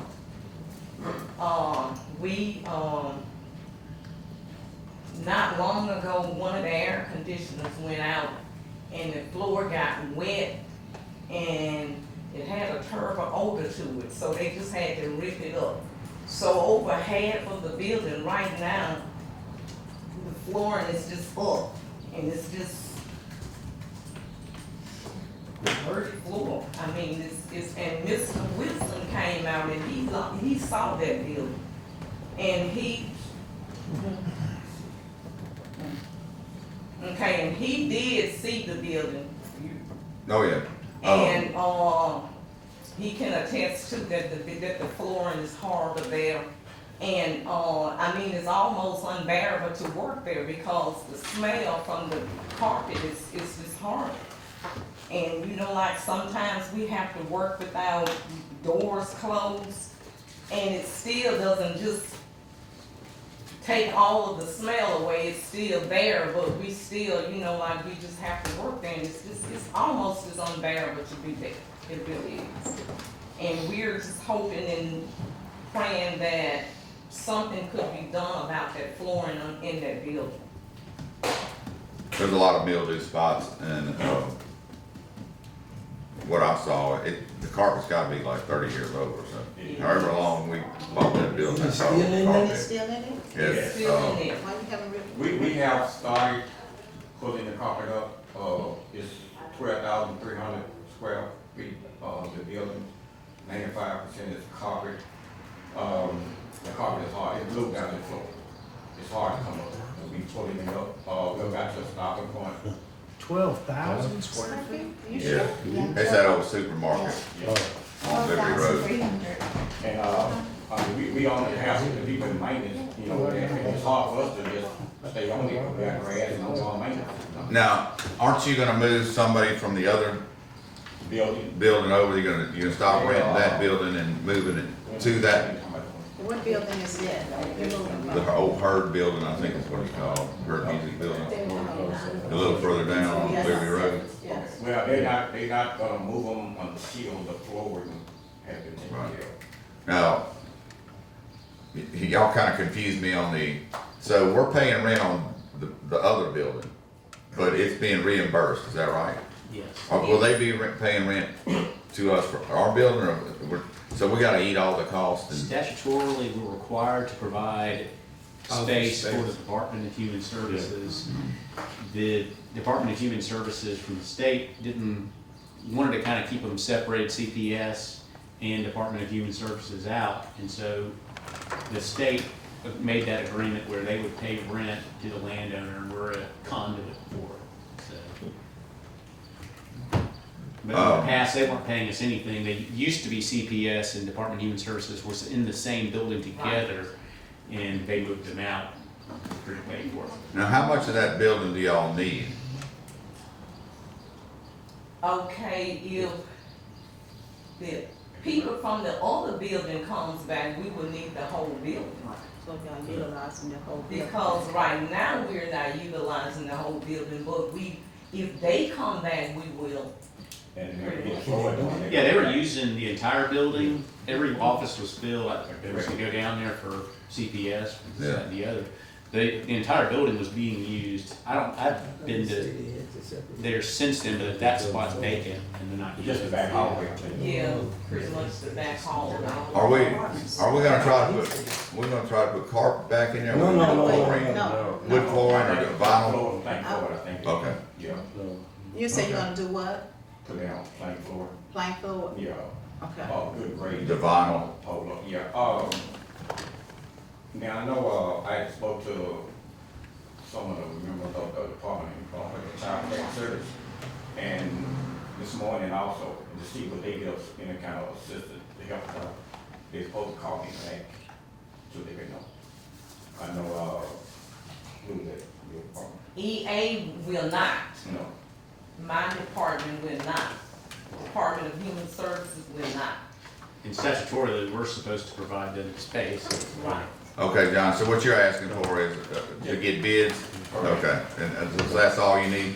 Yes, yeah, I just wanna get bids, and I'll try to have that for the next meeting, and so we just try to, move on with that. Probably gonna be on that threshold where we have to advertise.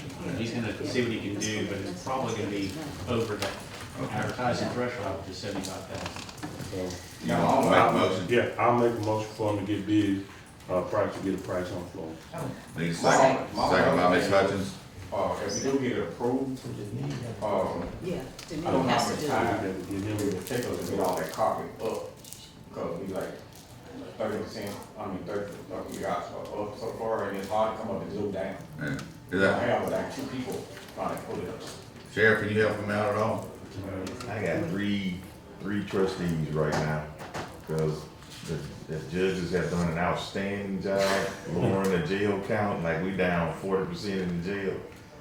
And the people that I have are killers, murderers, and rapists, and I do not want to send them over there.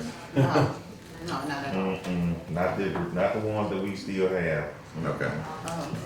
I was trying to save some money by doing it ourselves. Yeah. And just have them to put down, so that's, Do you have one of those machines that kind of I get had that glue tire on? removal, it's not going to well, I spoke to, someone about buying some from Tractor Supply, they use Apple Trucker to try to help us out. But it's gonna be small strips, Yeah. and so. Okay, go ahead, Sheriff. If you can give us a little notice, the 3 that I have, though, I will dedicate them to you if we can spread it out a little bit. Just anytime they free. Anytime it's raining or whatever. They ain't never free, but if we can split a couple of days in a week, I definitely will sign in to help you out. Any more discussion? Yes, President Wilson, Johnny, you gonna make sure to get with Deneen on this, on the bid and process and everything? Just let me know when you get started. All right, sounds good. Okay. All in favor? Any nays? Motion carried. Appreciate it. Thank y'all. Thank you. All right. Sorry y'all having to work in there. We'll get it taken care of eventually. Thank you so much. We do. Hey, Johnny. I won't say quickly, it doesn't work that way in government. Okay. How long would it take to do, once it's accepted, how long would it take? I was told 2 weeks. 2 weeks. And that's the only thing else I gotta talk about. I'm trying to save money any kind of way we can, so I don't know about the moving of the furniture, but we will have to do that, to save money. We got a lot of file cabinets, some rooms are full with file cabinets. Yes, sir. Let me ask you, Johnny, this. Will y'all be doing any work at nighttime? It's hard for me to even get I'm by myself right now. I've been by myself for over a week and everything, so, I'm doing everything from the grass cutting to my maintenance right now, so I can't, my guys don't be wanting to work, Well, they can give us a key. If they give us a key, I know I can use them 3 guys at nighttime. See what I'm saying? If they're, but I don't know what their rules and regulations are, but if they let us come in at night, them guys. Well, a lot of those offices are empty, so that if somebody's watching them, they'll just be working on the empty office. Yeah, so if we can work that out, that'd be great. Any help we can get, I appreciate it, to be honest with you. All right. Thank you, John. Thank you, John. See. Mr. Laird? I'm here to discuss this old dip grant for Jones Lumber on Martin Luther King Drive. This is probably a 2018 grant. We've extended it multiple times over the years so they can create the jobs they were promised to create. They did that in April of 2024, and they had to maintain that for 12 months, and they've done that. So what I've got is two things. I've got the final, the job report, through the sign, Kevin. Hey, I got it. Yeah, I did. The other thing, it's also expired. We got to extend it again, just for a couple of months. And I've got the extension on here at August 1st, August 1. We should be okay there, but we may want to go ahead and put that September 1, just in case. August 1st is just 6 weeks away. There's going to be some closeout documentation to sign. Did you send me that as well? What, The extension? extension letter? Yeah. I mean, for him to sign. I just have the reports. Okay, I guess not. That's fine, because I need to change it anyway. That's okay. It's September 1st rather than August 1st. Okay. That's okay with y'all. I'll send it to you. Okay. All right, do I need a board approval to, ahead of time? Yeah, okay. I need a motion where I can sign this, extension on it. You said it's a DIF grant? Yeah, Development Infrastructure Program. Yeah, grant for Jones Lumber to September 1. So. Right. Moved by Ms. Hutchins, Second. second by Mr. Middleton. Any discussion? All in favor? Aye. Any nays? Motion carried. You want me to sign it? What you- Okay. Call me. I'll get you. All right. Yeah. President Wilson, got a question for him. For Alan? Yes. Where are we on that home rent thing? All right, so Home Corporation is just moving at a snail's pace. We're supposed to get, we submitted a cash request in late March or early April on the 2 manufactured homes. We have not received those funds yet, so the contractor can't move forward until he gets paid for that. I was told last week that it's been processed in the City Home Corporation, so hopefully we're gonna get those funds any day now. So as soon as we get that check to Cesar Cobb, the contractor, he can then go purchase the final home from Ms. Barbara Smith and get her situated. So this been what, going on about 3 years now? That is a 21, it's a 21 grand. Yeah, that's what I thought. Yeah. This week. So hopefully we're gonna get this closed out. Is the money still available? Yeah, it is, thank God. 4 years. Anyway, Okay, that's all I Thank you. had. Yeah, thank y'all. Departmental report, yes, sir. Can we, Sure, go ahead. they want to respond to Sheriff Cobb? Next right Oh, sorry. You gotta watch him, They he's want to sneaky. respond to, you know, See you, Corvette. Tawanza Conrad with Child Protection Services, we are willing to use our time to be in the building so that, the sheriff department can come in and take over and get it. because they can't. They So they'll come in and be there while they're there, so they can watch the files? Okay, that's great, thank you. Thank y'all for doing that. All right.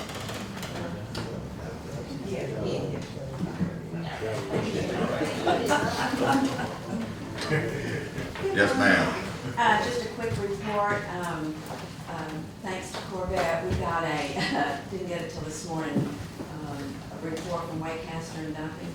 It's still not complete, I'd say it's probably 75% complete. They still haven't gotten all the reports from the state. We are talking to Ryan Holmes, the representative from them, sometime this week to put all of this information to make any sense. So just wanted to let you know, we're still plugging along with getting that report. Okay, thank you.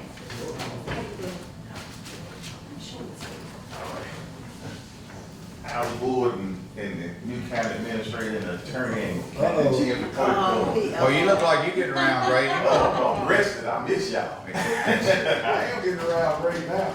You know, I done been through what I've been through, but I am, it's been a while, I have been traveling a little bit, work, mostly work and other personal stuff, but I do have a couple things for the board this morning.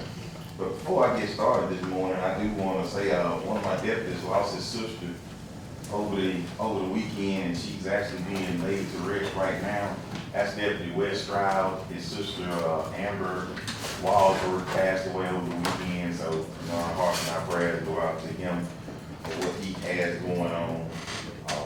Ms. Conn, I have to say, I see all the correspondences that's going on, and I know we communicate a lot with you and Shane through the sheriff's office. I appreciate the responses. I appreciate the fact that we didn't even ask you to come to the building. We had those couple things that happened, but you showed up anyway. I've never seen that done before. So I want to publicly say thank you for at least responding to the calls and the needs of everybody in this county, because I'm hearing a lot of great things. Thank you. They don't have to tell me that, I'm seeing it anyway. But I want to say that publicly, because I. See, you ain't getting no more money now. I've been working a little longer here. No, I'm just kidding.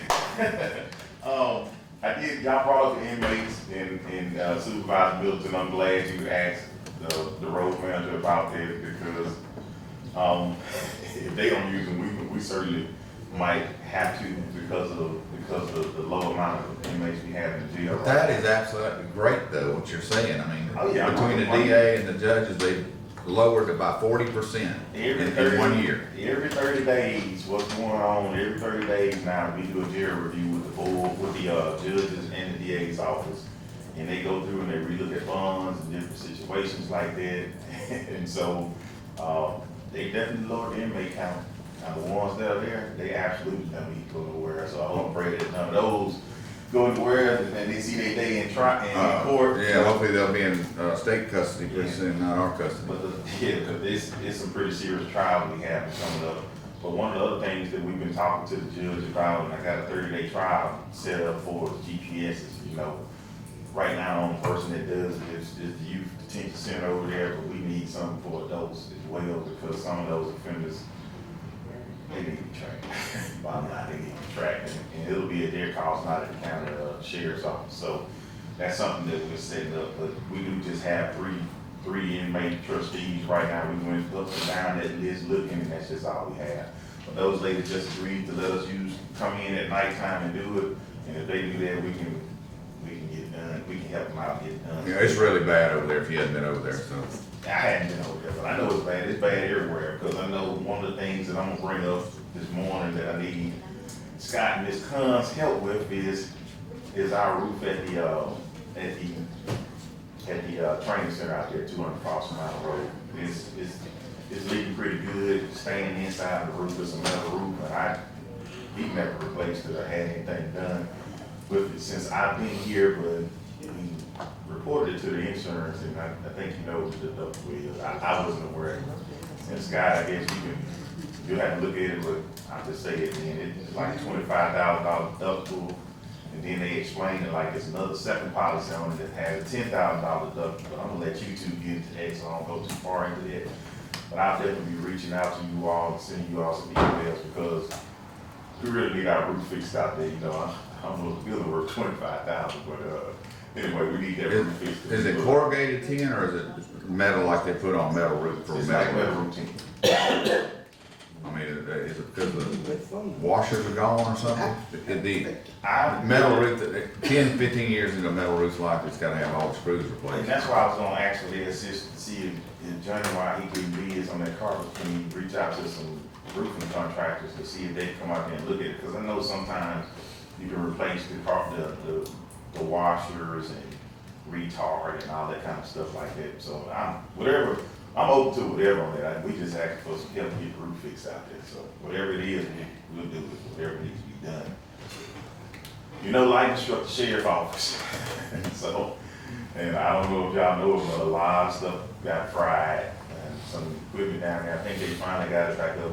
I may be behind the curve on dispatch down there, but I know for a while we lost radio communication and everything. But right now, we do have some crucial stuff that I really need to move some money for, because like when people come in and get fingerprinted, when we arrest people, that machine is connected to the APIS, which is a system that reports to the FBI, to the state, and it lets other agencies know we got these individuals in custody, and we find out whether they want it or not. Well, I can't push that information right now, because when that light hit, it hit a bunch of our switches, a lot of electrical stuff.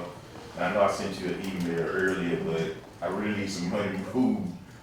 And I got the line item, I need some money moved though, so we can get legal with the state back on reporting, because this is a everyday thing that this information was sent prior to the lightning strike here. And so, what I'm requesting is, I got two requests here. Let's see which one I'm looking at here. I know they sent it a while back, but we need to use it for this. This line item, let's see here, we wanna move $7,000 from repair and placements, which is line item 001-200-681. We wanna move that 7,000 to other mobile equipment, which is 001-200-917. And it's because we've got to have these switches in order to be legal with the state and with the FBI. Now, the lightning strike isn't covered by insurance? We Or filed wasn't enough? No, we filed on insurance, and we have been back and forth with them, and they want certain things. This is not all the stuff, this is just specifically, I have an extra quote here. This is just to get us going. Travelers is ours. Travelers is, and we are definitely in contact with Travelers. But this here, the crucial equipment that we need is $4,455.13. And that's why I know that we're going to. Oh, okay, that's probably gonna be 10. Yeah, the deductibles above that. Yeah. But that's what we need to be able to ship that information nationwide to these people that we bring in out of. So I did have a message on my phone from Travelers from last week. So Okay. I'll follow that up after the Okay. meeting today. Yes. The other thing we need to move money around for is, by law, if corrections officer or jail has been working for you 2 years, they have to be certified. So we need to move some money around in order to get the ones that's been here 2 years certified in corrections. Okay. So I need to move $500. I know it sounds crazy, but I need to move $500 from the line item 01-220-919 to line item 001-220-475 to travel, so we can pay for those jail certifications for those correction officers. What is 919? Huh? What is 919? What is 919? That's gonna be, hold on a second. That's gonna be office furniture.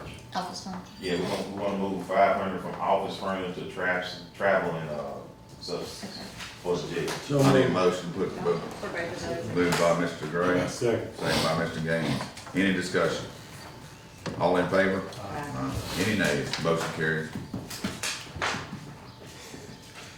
I'm embarrassed to even put this out there, but again, we down 3 inmates. It's so trash. You all brought it up this morning, it has been on hold because we ain't had nobody. And we just got the 3, so like, it's only 7 bags that got picked up in District 4. But we brought a few more over from this text I just got this morning, so we'll get back on it, but we literally didn't have anybody. We had the guys who were running trash crews, they were trying to do things, but it just, you don't have it, you just don't have it, so. Yeah. All right, thank you. But I do have the contact information from the guy who met with the city and the mayor to get state inmates, and I'm definitely gonna be calling him too, and we do some of that manpower. What happened with the LPRs? Cause I ran into the guy at the county, and he told me they did the little demo down here and it worked for a minute until they moved. Did anybody tell me what happened with you all the LPRs? Is that the The camera? I think the only way they called them was Robbie went back through the pictures. Went back through them. It never sent a notification of the, Yeah, he didn't see anything. What it was, they put the camera, 2 cameras, 2 solar panels right on the side of that road. And the guy that dumped was, I don't know what he was thinking, cause he dumped from here to there in front of that camera. And, we'd have never figured we'd call anybody with them. And that's what he kept telling me. It's here to deter them to another place. I said, we can't put cameras in every dump spot that we have. So, and he did, he deterred them from that one spot to around the curve, and they kept throwing around there. They went around the curve and was throwing it around, and that's what Mr. Gray's talking about there on Cemetery Road. I mean, they did turn them from that spot, but if that's what it's gonna do, we need to put, like he said, at the beginning and the end. Do we have any more NOAA cameras that are going up? I will find out from Karen for sure, cause she on flat right now, that they trying to change the flat, so I'll find out from Karen. But I went to the crime summit that JP had, the other day up in Jackson. And I met this guy here, and what they got is very, very impressive when it comes to AI cameras and everything that we deal with. And it's probably 4 times cheaper than what that guy that you were talking about brought up. And this here, they can use anybody's camera. It can be your phone, it can be dispatch, it can be cameras on the house, doorbells, any kind of stationary camera, it doesn't matter the age of it. And they AI will go, if you highlight a car or vehicle, it will track that vehicle through whatever cameras on their system until you find it. And it's something that I'm gonna request him to, I want him to come talk to you. Yeah, tell him come on down. I want him to come talk to you all. Price is right. Yeah, the price is real good on this because what we've been looking at, this here was, like I said, it's 4 times cheaper and probably 15 times better. So I will definitely make sure I put this card and y'all get y'all the information off this card, but Jackson is using it to go to a real-time crime center. And that's something y'all hear me say all the time, is going to a real-time crime center. It will allow us to do that. Well, you know who to get the card to. Mr. President, let me say this. It seems like everywhere we go, everybody got all these cameras. And it don't look like the salaries for law enforcement and all that's gonna increase. So you're not gonna get the quality of people that you need, but it's just my opinion. We need as many cameras as we can get in this community, and to make it safe for the citizens, because we got a lot of stuff going on. And Sheriff, I don't mean to jump off the cameras, but I'm gonna say this while it's on my mind, and I really don't care who don't like it.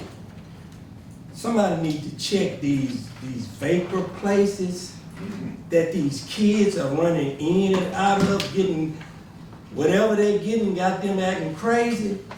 Somebody, you need to get with the police chief. I was at a place the other day outside eating. They had 100 people come in there in less than 20 minutes. You know who we gotta get with on it though? The legislators, because they don't have rules in place for us to really enforce it right. Like right now, there are only 3 legal vapes that you can legally sell in the whole entire United States. Can you sell them to kids? No, you shouldn't be doing that. Okay, kids going in there, that's my main concern. But I can get with alcohol, tobacco, all of that. I can't get with them on that because, but the problem is we need the legislators to give us some laws to work with. Haven't some municipalities already outlawed some of that stuff, or can they do it by themselves? Can the city do it and the county do it if they want to?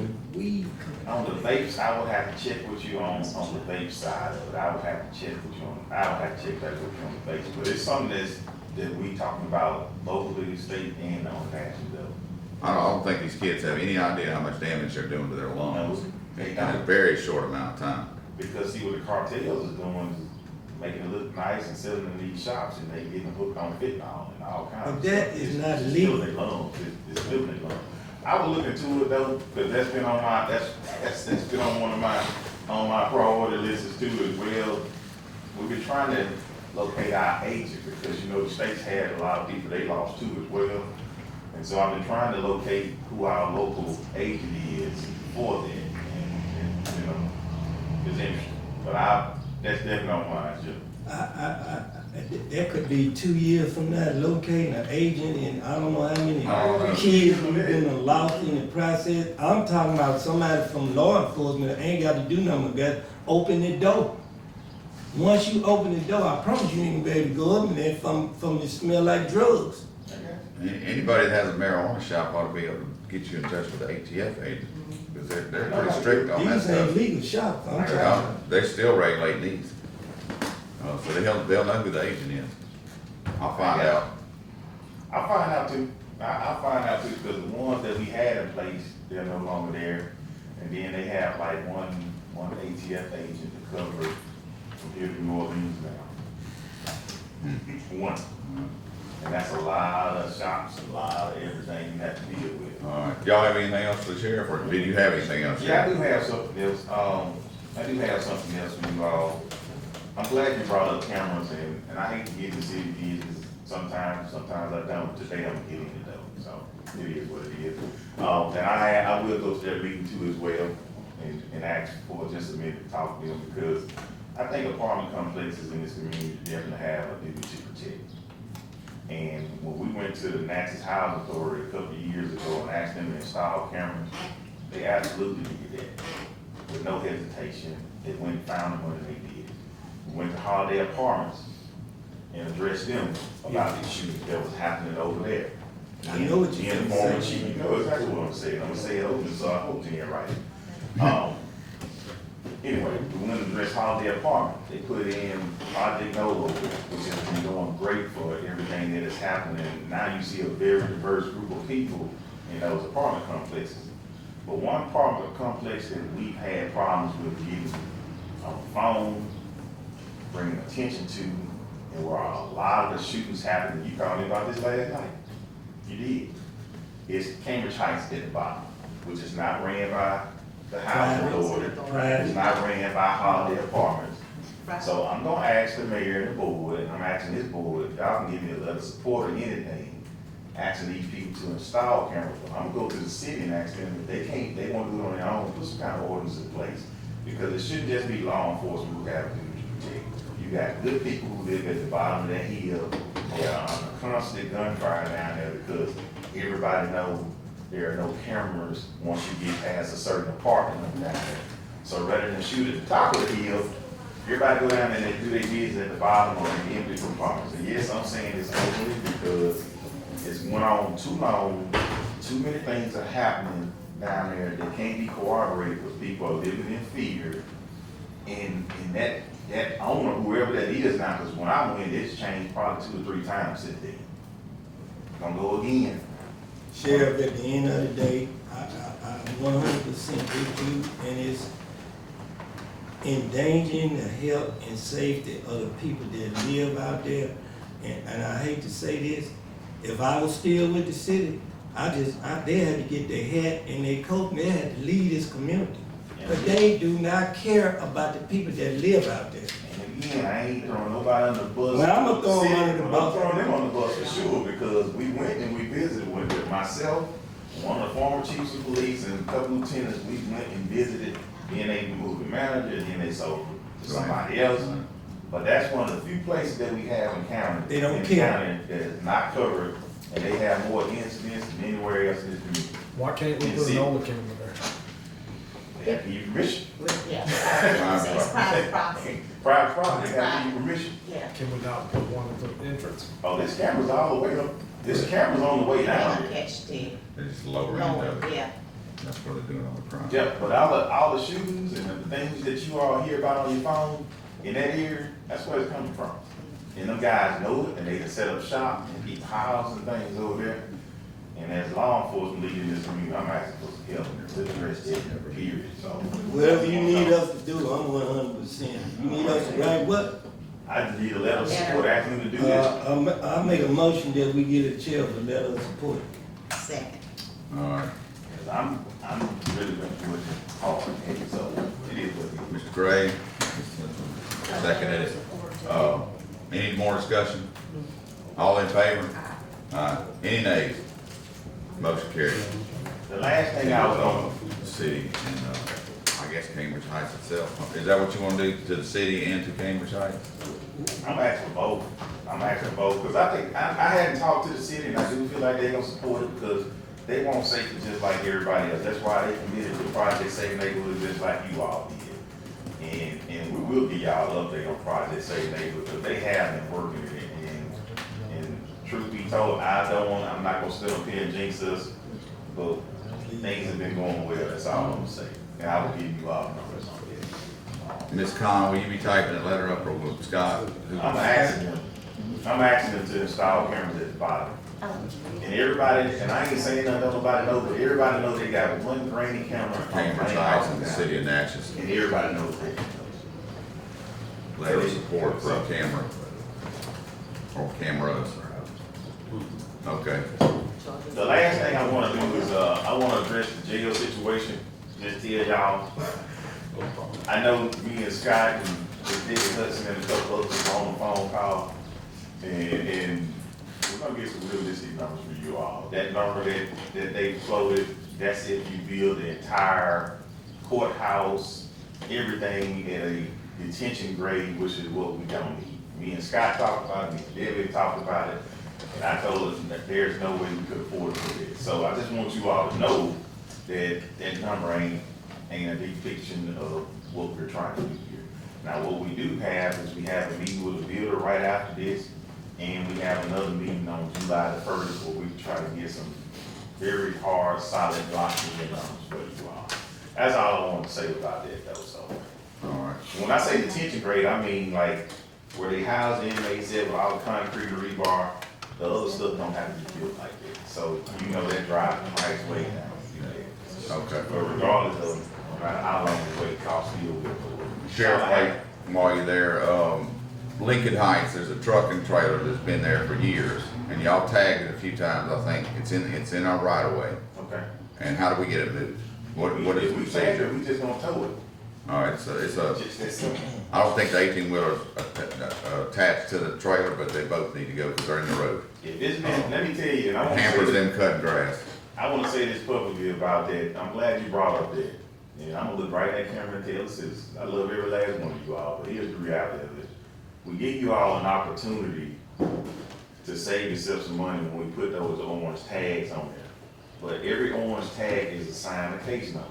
So that means if you remove that orange tag thinking we're not gonna remove that truck after you've been notified, you're wrong. When you come back, it's gonna be towed. So please, if you don't wanna pay a tow bill, and you see an orange tag or you've been asked to move your vehicles off a right of way, move your vehicles, otherwise they will be towed. All right. Anybody else got anything else for the sheriff? No.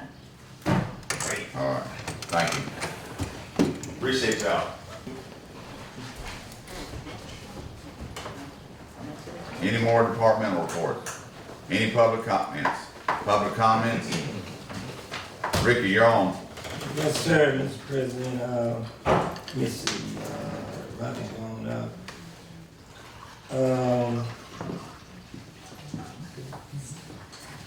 I'm still gonna say about what I saw in another community about fight the blight. And I'm gonna say this, and, if you have any blight in the county, you need to call 601-442-2431 and report it. 601-442-2431. I want to congratulate Municipal Judge Terrence Hunter. He was appointed judge over there, and I think you don't have to run because there's nobody else qualified for that position. I did have a chance to talk to one of the public service commissioners, and I think it got a little heated, and he's a good friend of mine, and we just on different sides when it comes to what my responsibility is and what his responsibility is. I just want to say I did call our commissioner that Friday, and he said that they're gonna have a meeting tomorrow to decide on some fees for the individuals in the Morgantown area.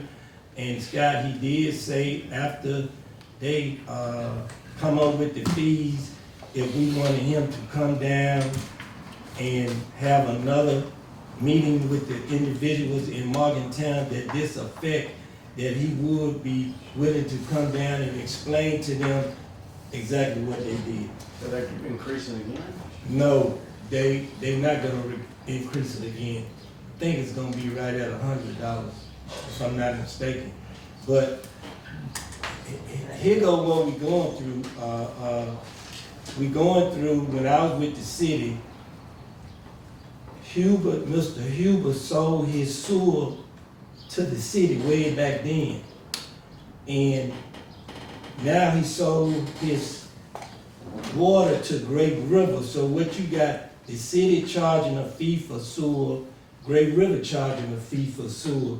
You got the city charging a fee for water, and then Great River turn around and charge again another fee for water. That's why the bill is so high, because they are getting double charged, because the city of Natchez is selling water to Great River. I understand that concept, but it don't make it right for the people that live out there.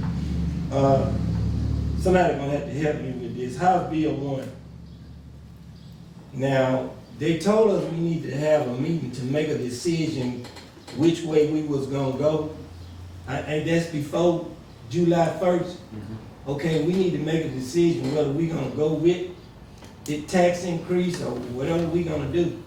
Whether we opt in or opt out. Whether we opt in or opt out, we can't do it next meeting, because next meeting gonna be after. After. So, I'm just gonna put it on our minds, and maybe before the meeting over with, we can come to the conclusion whether we gonna opt in or opt out. Scott, could you explain that a little more about? So they're taking away certain taxes at the state to try to pay for their tax decrease with the income tax, get rid of that. And one of those things is on state aid money. They're saying that you can do a sales tax, a county unincorporated area sales tax that you do. And that goes into your state aid funds. So you have to decide whether we want to do that or not. There's another one too that we have to look at. Wait, hold on, before you move on. If we don't decide to opt in, then what happens? Then we don't get our state aid money. Okay. Well, there's no choice then, There's really. no choice.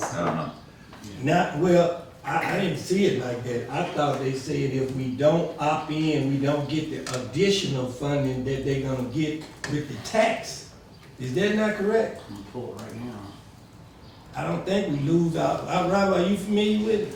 No, I heard about it. I mean, it's the first time it's been up here. This, percent and half tax increases, it's like, You don't get this before me. and to the sales tax people already paying. And on groceries and everything, whether it's in the city or the county. No, it's just counting. So it's really. Well, while Scott looking at that, I'm gonna move on. Okay. But you know, let me wait till you forget. I didn't realize Phil Dunbar and Willie Law Firm had a free class for HR. I didn't realize that until we was up there. I saw all those people coming in, and I'm like, well, what are y'all here for? They said, we here for HR, and it was a free class by Phelps and Dunbar. What I presented to Mr. Bradford was something I saw about 5 emergency response grants open to counties, open on May the 23rd and closed July the 3rd.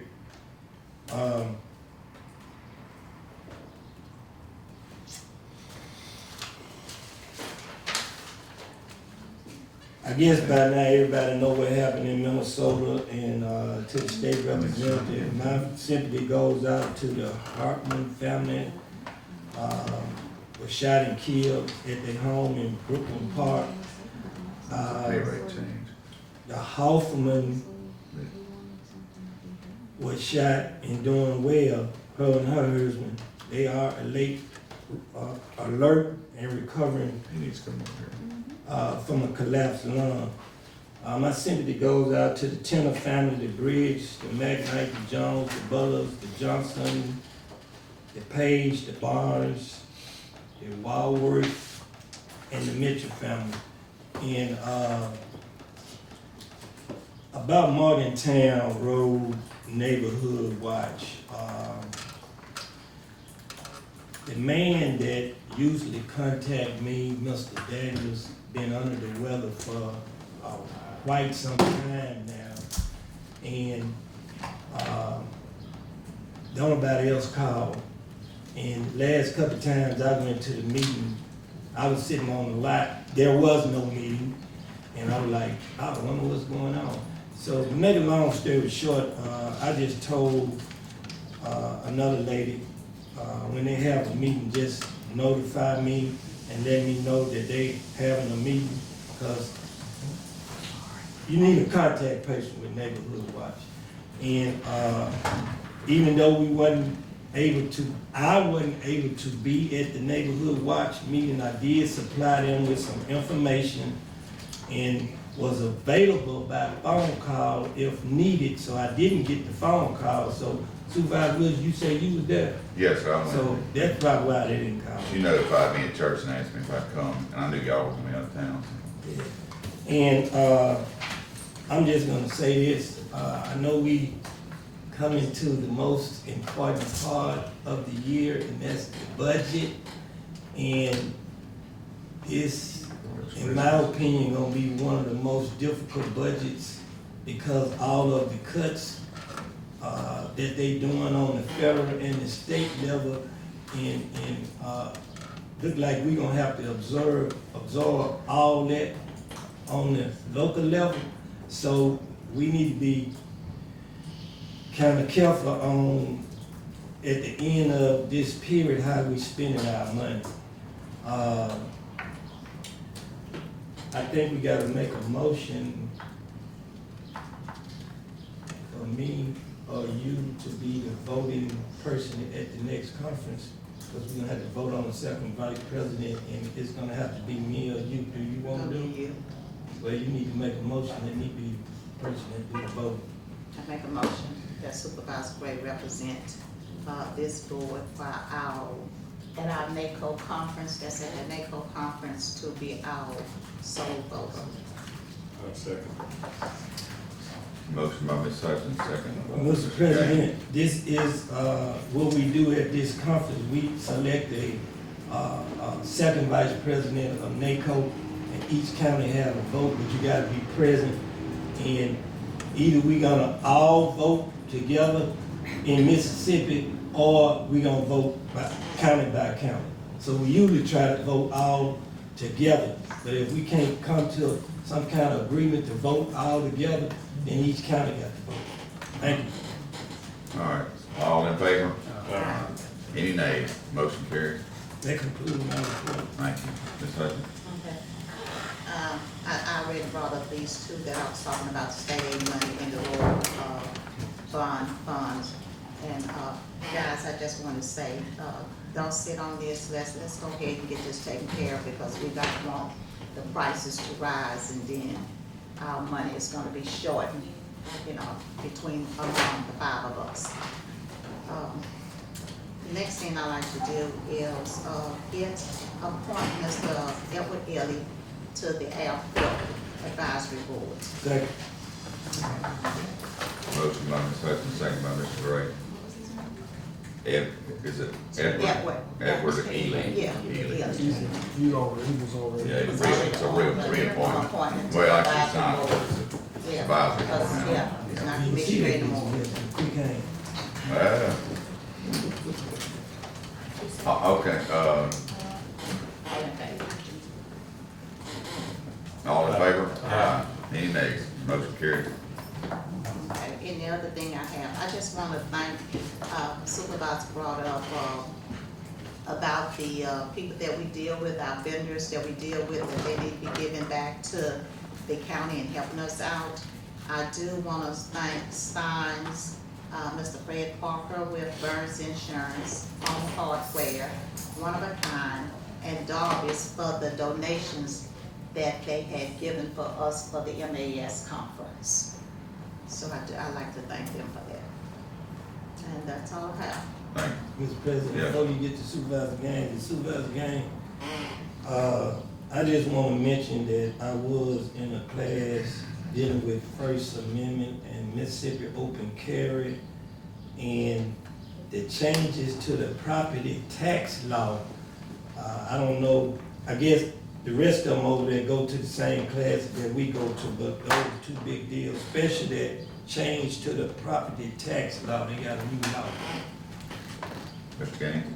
Yeah, it's gonna be, they're gonna start, one of the things they're doing is dealing with like farmers and, like if you build barns and stuff on your property in the shades, they're gonna look at them and they will show them the percentage of that, how they gonna tax them and, even the ones that's there, that they, have been there a while, over 5 years, I think that'll be the lowest, tax on them, but that'll be something we had to keep close with the, tax assessor on that. And, speaking to the conference on House Bill 1, so I did get a little bit better understanding of House Bill 1. It will be, in the income tax elimination, what they said, it would be a elimination over like a 13-year period. They think it ought to be maybe 14 years. I mean, maybe 14 or 15, how it might go. There was an MAS lawyer, the accountant was explaining it. I think it's called in the same one, and it was great. But one of the other things that we talked about is peers, and I kind of heard it explained better. And one of the things that he said is if you how to stop making a hole deeper, he just said stop digging. And that made a bunch of sense, but what he did say, we do need to assure our employees that's here that they do not need to run out, they do not need to retire before March 1st. Now, March 1st of next year, they will start dealing with like a 401k, but everybody who's hired before March 1st of next year, that you'll still be under the old purge system, and they said that they will definitely you'll get your money. So basically, trying to hurry it up. When they did purge, they did the 13 check, and they had no residual income to make the 13 check stabilize. So and people started living longer, people started retiring early. So now you went in a $300 billion deficit, and you started going in a hole. So they said, well, we gotta make sure we pay the people who has retired, the people's under the system. So a lot of people, I guess in other counties all over, and not just county workers, teachers and stuff like that, under the purge, they are losing good qualified people because they think that their retirement won't be there. But they did reassure them, and so I want to reassure our employees that's there. Sometimes you have real good knowledge and you need them to train other people, and they're running because they think their retirement won't be there. But they assured us that your retirement will be there. It was a lot of interesting things. That's why I do like to go to the conference. More or less, I like to make sure I make the one in June, because what you did June 30th of this year might be legal July 1st of the same year. So it is some interesting changes, and I did learn quite a bit of stuff. And what I do like is they do have some PowerPoints if we don't, and some of the things that they go through a lot of information.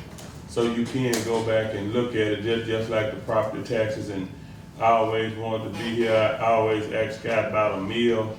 Well, I don't have to ask Scott how to add a meal up now. I got a slide on, I got a PowerPoint on how a meal is added up. So it's a lot of good things there.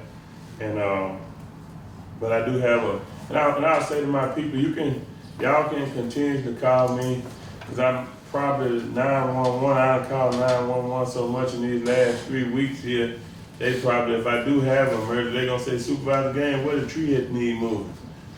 Because people they call all the time. I think I called maybe 3 or 4 trees in this year. But I do want to tell the public, if you are in a situation, you're not gonna get in trouble for calling 911 and reporting a tree down. That's the way we have our system set up. That way our road department guys are covered. That's the way they keep up with it for tax laws. And that's the way they keep people from taking advantage of the system. So it's okay to call 911, but for the other ones that say, well, I just want to call my supervisor anyway, I'll still call it in. But just in case you can't get me, 911, does work. And I have been being a little torn, I have been being a little, dealing with a few little things, but I thank God I came back Friday. That's why I say medicine is medicine. They gave me a medicine and, came back Friday, everything is back on the uphill. They gave me a cholesterol medicine. It was supposed to deteriorate my muscles and, causing a few different issues, but I did some blood work and I thank God I came back Friday. Everything has been cut in half. So I'm back on the uphill. So don't y'all think I'm just not getting up here on time. I'm missing all the meetings on time because that's why I told Corvette today. I said, Corvette, I'm gonna call in. I'm gonna be on time if I ain't in the building. So I just wanted to let y'all know that. And well, I will say, my sympathy goes out to all the people who lost loved ones. And I went to Miss Tennant's viewing, and she was a well-known person in the community and in the banking system. I seen Miss Pat Big Lane and all of them. That she, when they say your funeral speaks for you, her funeral spoken volume. It spoken volume, and not just them and all the rest of the people who are in bereavement. And I yield the floor, Mr. President. Thank you, Mr. Gaines. Yeah, a couple things on my list we already talked about, inmate labor in 9 Aberdeen and Elgin. But I talked to Johnny, I stepped out and talked to Johnny in the back. And Robbie, I'm gonna get with you and Johnny to try to address the way people are driving all over Providence Playground.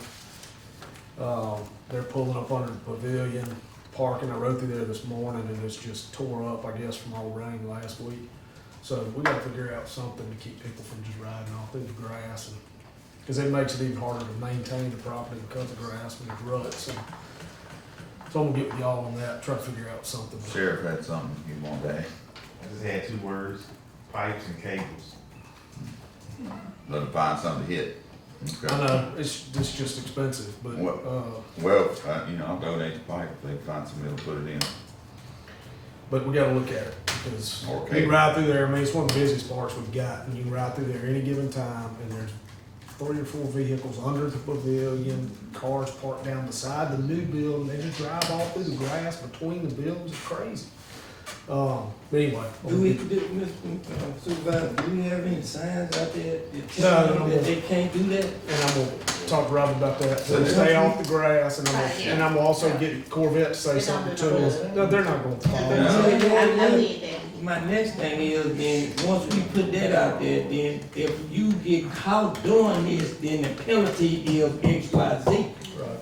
Once you start getting in somebody's pocket, they'll understand it. But I just want the board to know that I'm starting looking for some type of resolution on that. You say it is? No, we could put it in the paperwork for people that, rent those facilities. It doesn't do it. Well, it's a start, and then, Yeah. I mean, basically, if it isn't gravel or paved, you're not supposed to be on it. Right. What we could do is just not refund their deposit. Right. But, Well, that ain't the person that's renting it. yeah, and it ain't got nothing to do with you. And that's the person responsible, they signed it, they're responsible. I think we need to figure something else out. I ain't gonna do that. All right, anything I mean, in the meantime, we can start with some signs. Yeah. Do not drive. Do on not the grass. drive on grass. And it's not And gonna don't work. park up under, who you say the park? Pavilion. You know, the front, Yeah. but you can go through there right now, and there's a tire track. They went over, there's a concrete buffer to keep people from driving on that old playground equipment. They've hit one of the concrete buffers, and it's jacked up, sitting on top of one of the other ones, and there's just tire tracks going all through. Let me And tell a you whole lot of something. time, they doing it when the place is not rented. Right. Right. It ain't That's because the that's rented, key. it's But- they doing it when the place is not But rented. both, because I ride They're both through there, of them. and there's events going on in there. I mean, Okay. it looks like a used car lot. Supervisor Miller, Anything else, Mr.? you're not gonna even believe this though. You know, at LaGrange, you got the basketball court. And it's built up some nicely, you know. Probably parking on. People's parking on the basketball court, Oh, no. on top of it. Is that all, Mr. Miller? Okay. Ms. Dean? I don't have anything to. Randy? I just have a couple of things. I need to have the meal tracking report to the Adams County Sheriff's Office for May of 2025 spread across the list, please. So moved. Moved by Ms. Hutchins. Second. Second by Mr. Gaines. Any discussion? All in favor? Ms. Dean? Aye. Ms. Hutchins? Aye. Ms. Gaines? Any discussion? All in favor? Ms. Dean? Ms. Hutchins? All in favor? Aye. Any nays? Motion carries. Also need to have the July bonds for Gina Pettis and Kim Enfinger spread across the minutes, please. So moved. Moved by Mr. Middleton, second by Mr. Gaines. Any discussion? All in favor? Aye. Any nays? Motion carries. Also, we have the May tax redemption settlement that needs to be spread across the minutes, please. Need a motion? So moved. Moved by Ms. Hutchins, Second. second by Mr. Middleton. Any discussion? All in favor? Aye. Any nays? Motion carries. And the last item we have, we received the quarterly report from our mental health region pursuant to House Bill 61640, and need to have it spread across the minutes, please. What do the report say? It provides how many people were placed, how many, I can send you a copy if you want to.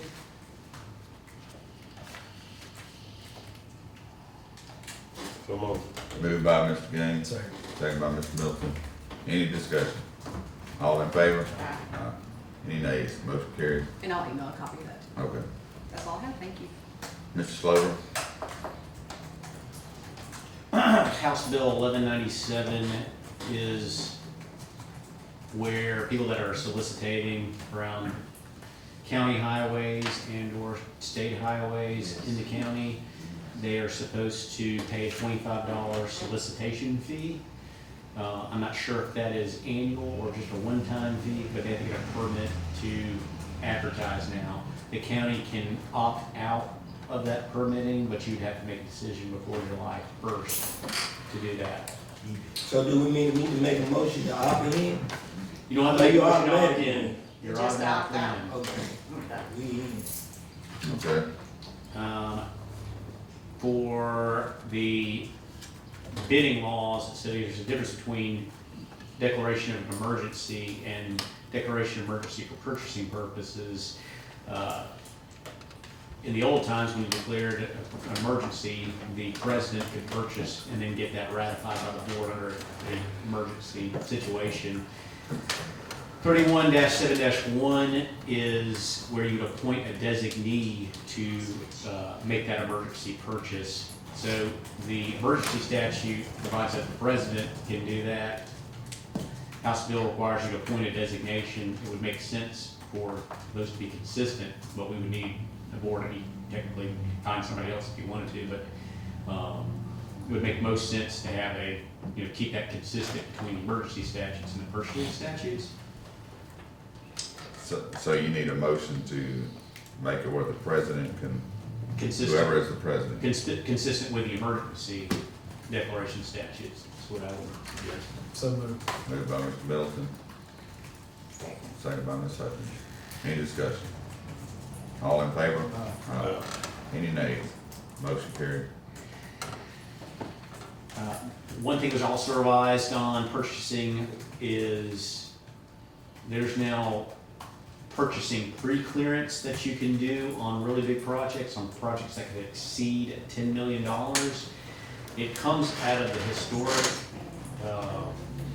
site renovations clause, but the way I read it, it seems like it's any project that's over $10 million.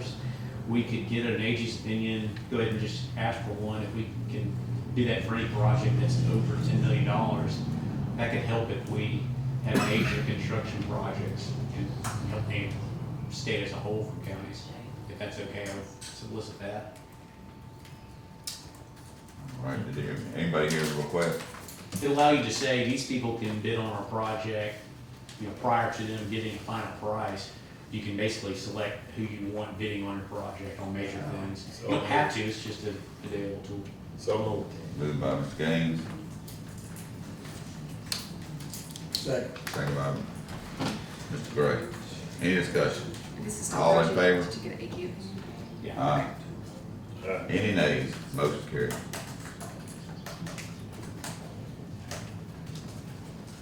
And we had, of course, Civic has some, or ICE has an update on their project, of the contract, I'm sorry. It doesn't change any of our terms, with it being just a pass-through. Any motion to approve it? So moved. Second. Moved by Mr. Middleton, second by Mr. Gaines. Any discussion? All in favor? Aye. Any nays? Motion carried. Lease purchasing. We solicited bids for road equipment to lease purchase. Delta Bank had a 5-year rate at 4.69 and Caterpillar had a rate at 5.6 for 5 years. So Delta Bank would be the lowest and best. We would simply use the master lease project that lease purchase project that we've used in the past and do an addendum to it. Can I just add one thing to it? These are two different types of financing, really. Delta is what we've always done. CAT financing is you would finance it up until the point that they can do their buyback, but you wouldn't get any money back. You would only pay for the 5 years. Whereas with the Delta, you're borrowing the whole 576. And at the end, you would get the buyback, which would net it down to what I said, net financing. So it's just a matter of, do you want to finance the whole 576 or do you want to finance it just to the 5 years, which gets you back to the buyback? Which one do you recommend? The lower percentage is your Delta Bank. Yeah. You actually own the equipment, so. Okay, just And want to go through. I didn't, Want to make sure you were, yeah. you were, We've done it, I think, both ways in the past, that's what me and her were talking about, I mean, you can do it that way, but if you want your note lower, you just finance, what you're gonna finance for 5 years, and when the buyback comes, they just get the equipment back, you know what I'm saying? You know, it's for that buyback number, and your note ain't as high. And But- still a lease purchase? Huh? Yeah. In Caterpillar? now, if they don't buy your equipment back, they own it? Yeah. They own it. They own it. Yeah. So you don't have that Well, I mean, no, you can do the 150,000? buyback, you can do what they do, or you can do it that way and take the Yeah. buyback. It's just Or, I a mean, matter, take it. do you want a It's the $10,000 same way either way. note or a Look, $7,000 haven't note? we been in 5 years doing the We've done it, buyback and we've done the anyway? buyback anyway, we Right. can do it, send it to the auction, let them buy it back either way, but what me and her were talking about, if you want a note of $5,000 a month, if you want a $3,500 a month note, I don't know what the notes would be, but I'm just saying, to do it, if the county need to save that much money at the end, when it buys back, they would just buy They the, would buy it back. They would and take get it back. yeah. They would take it They're back doing when it they get anyhow. new equipment. So- Yeah, so I think the buyback is the best. Your Way to go. typical lease purchase, you set up a 5-year note, but you have a balloon at the time of the buyback. That's what we're talking about what's kept, and then just talking about the balloon's gonna be what the buyback amount is. Yeah. But at the end of the lease, you own the equipment. Is that the same Yeah. way with CAT? Because you gotta turn around and pay it off though, when you want. Right, but if you pay it off, Cat's the same way. it's but your I mean, option of whether you pay it off or not. Yeah, I mean, it's the same way, is what we're saying. Yeah. I You mean, know, it's the just a balloon matter- at the end. Either you want the lower Yeah. interest rate or the smaller Yeah. payment. Are you gonna have any? No. Anyway, just gonna Just do the balance out. lower interest rate. Yeah. Okay. So, need a motion to accept the Delta Yeah. Bank, So moved. moved by Mr. Gaines. Yes. Okay. I'll second it. Any discussion? All in favor? Any nays? Motion carried. My public adjuster came and looked at, this is the group, they're public adjusters, they wanted to look in our property and see if they could help us with cover for losses on public buildings. They said that there are a couple of different losses. If I can find his email. I think he said it was mold and nuclear hazards Or mildew. and mildew, yeah.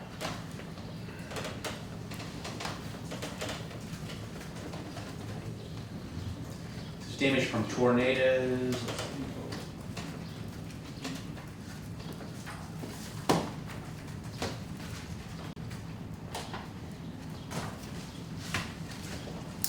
Tornado damage from tornadoes.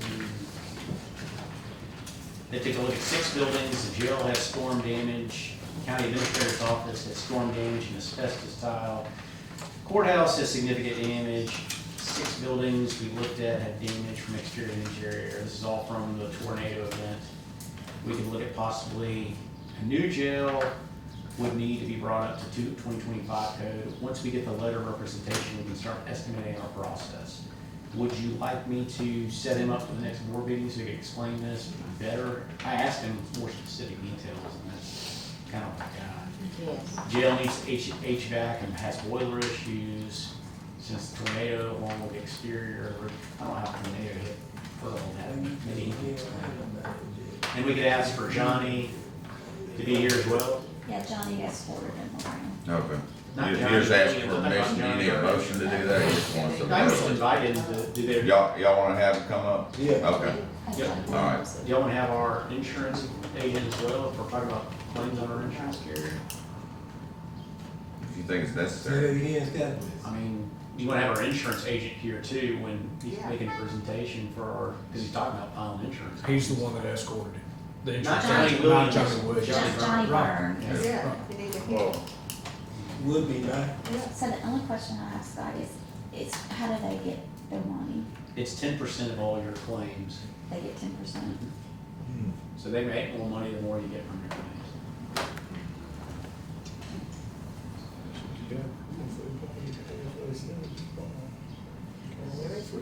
That concludes my report. All right. History. Okay, let's see. So, week before last, I went out to the airport and met with Acadian, for them to look at the north side of the community, Helicopter. yeah, for the helicopter. Okay. They said that they would like 50 by 50 space. I think they would take more, we could do more, but that's the minimum that they were asking for. The usage of this facility would be strictly for inclement weather.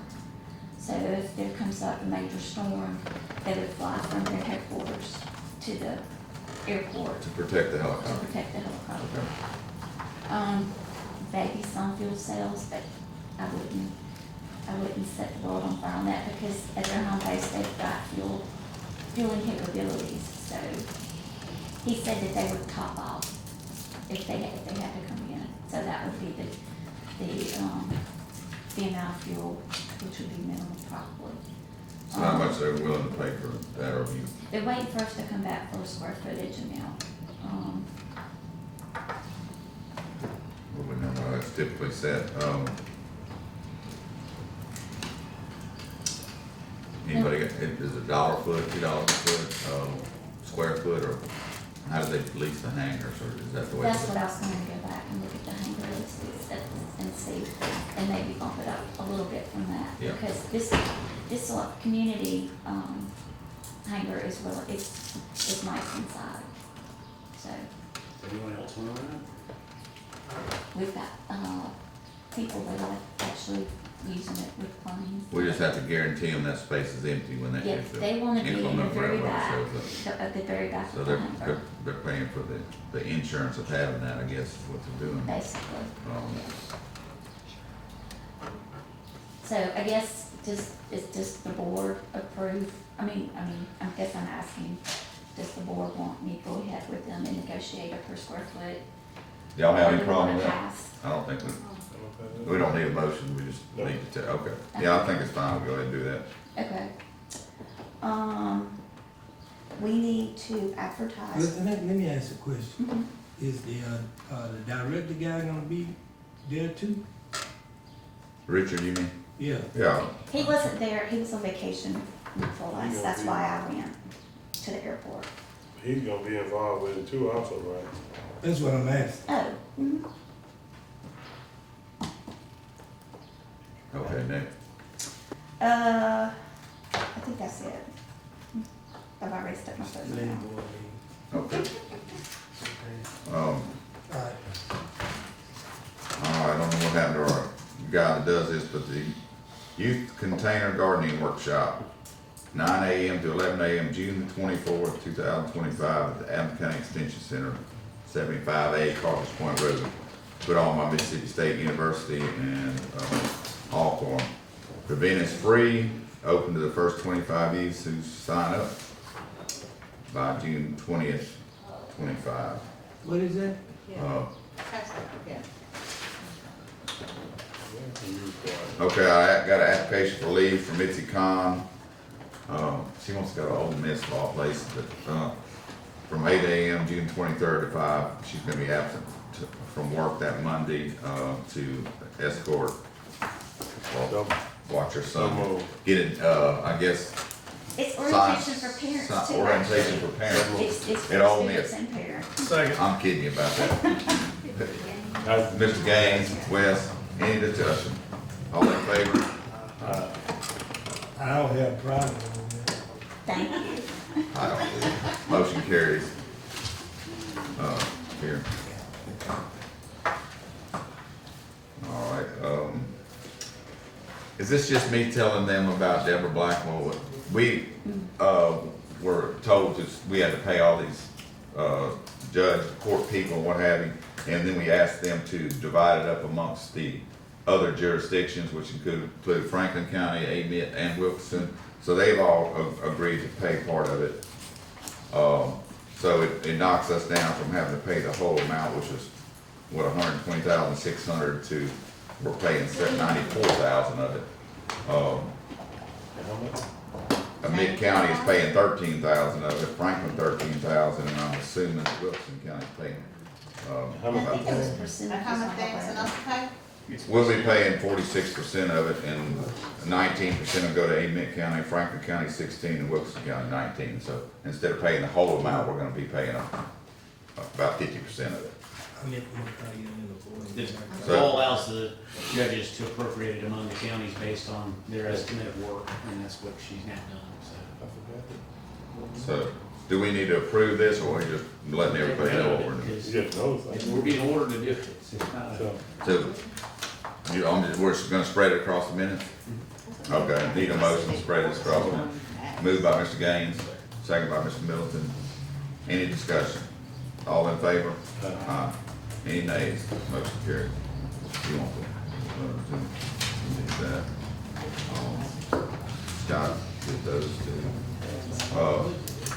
Robbie, I was coming up Carpus Church Road the other day, and, when you get to Kingston Road, there's a sign that says you gotta go one way or the other. You can't see the sign. It's completely blocked up by mine. And, while you were out of town, did they take care of that matter on, Hutchins Landing Road, about a mile and a half past David Carter's? There's a washout. I don't know if somebody changed their driveway up or what, but something's weird. We've got a 12-foot section of our road that doesn't have a curve, edge on it anymore. Yeah, I called Shaw, he's supposed to. I don't know what they did different over there, if they just graded it and changed the water flow or what happened there. Scott, do you have an update on the garbage at all? Have they reached out? We said we wanted to count. And I know you sent him a letter. Sent correspondence to them. Also, I requested that we find a designee as to who's gonna do the house count. Do we get a person that will be responsible for the house count? I'll find somebody. And that's we've gotta have somebody that sits up there and. They don't have to ride in the truck, do they? They have to ride in the They truck. have to ride in the truck. Okay. With a clicker and you click on that. Angela, didn't you say you want to ride in the garbage truck? No. That wasn't you? I went to school, I ain't go to school to ride no garbage truck. I ain't do that. Let me ask you a question. So, we got a certain amount of people that's paying their bills. The way to do No, your I'm house just asking count a is question. with your. I'm just asking a question. We got a certain amount of people that's paying garbage bills, right? We do. And we got a number that they say they're supposed to be paying the bills, right? We have a number of who we send bills to. So what is the difference I'll find that out between for you. the ones we collecting from and the ones they say they supposed to be collecting from? So if they're not collecting from them, then they ain't gonna get the money, right? That's right. So that should give us an idea of what we looking for, cause if they got one number and we collecting for another number and it's way off, then something wrong. Well, it's typically 20% of people don't ever pay. They ain't gonna give you a correct number. Who? That's not gonna give you a correct number. I'm not looking for a correct number, it's gonna give us an idea of how many people paying, and they say 6,000 people, but we collecting 5,000 from the residents. I just wanted to know the difference. I don't know what we're gonna do to find out is to go out there and count them. But I think We do that anyway. 20% of them are not paying, We I gonna do think, that from one reason or the other. That's just countywide, but the way you get your bill is sitting on a truck with flickers, and they have somebody doing the exact same thing. And this one, and they argue about it, or, you know, that's not a residential unit. Okay, I will let you do it, and you look like you clicking real good. I'm just telling you how these two do it. Tell you in Not be school looking too. at 911. Tell you in school that you His go to hourly school right rate, up in no you garden can't pay. truck. Huh? We can't pay his hourly rate to ride on. Okay, I need a motion. I will not be the one sitting on the truck. Go in and close the termination, I believe. So moved. Could we get? All right, motion to go and close the termination. Motion by Mr. Gray, second by Ms. Hutchins. All in favor? All right. Any nays? Motion carried.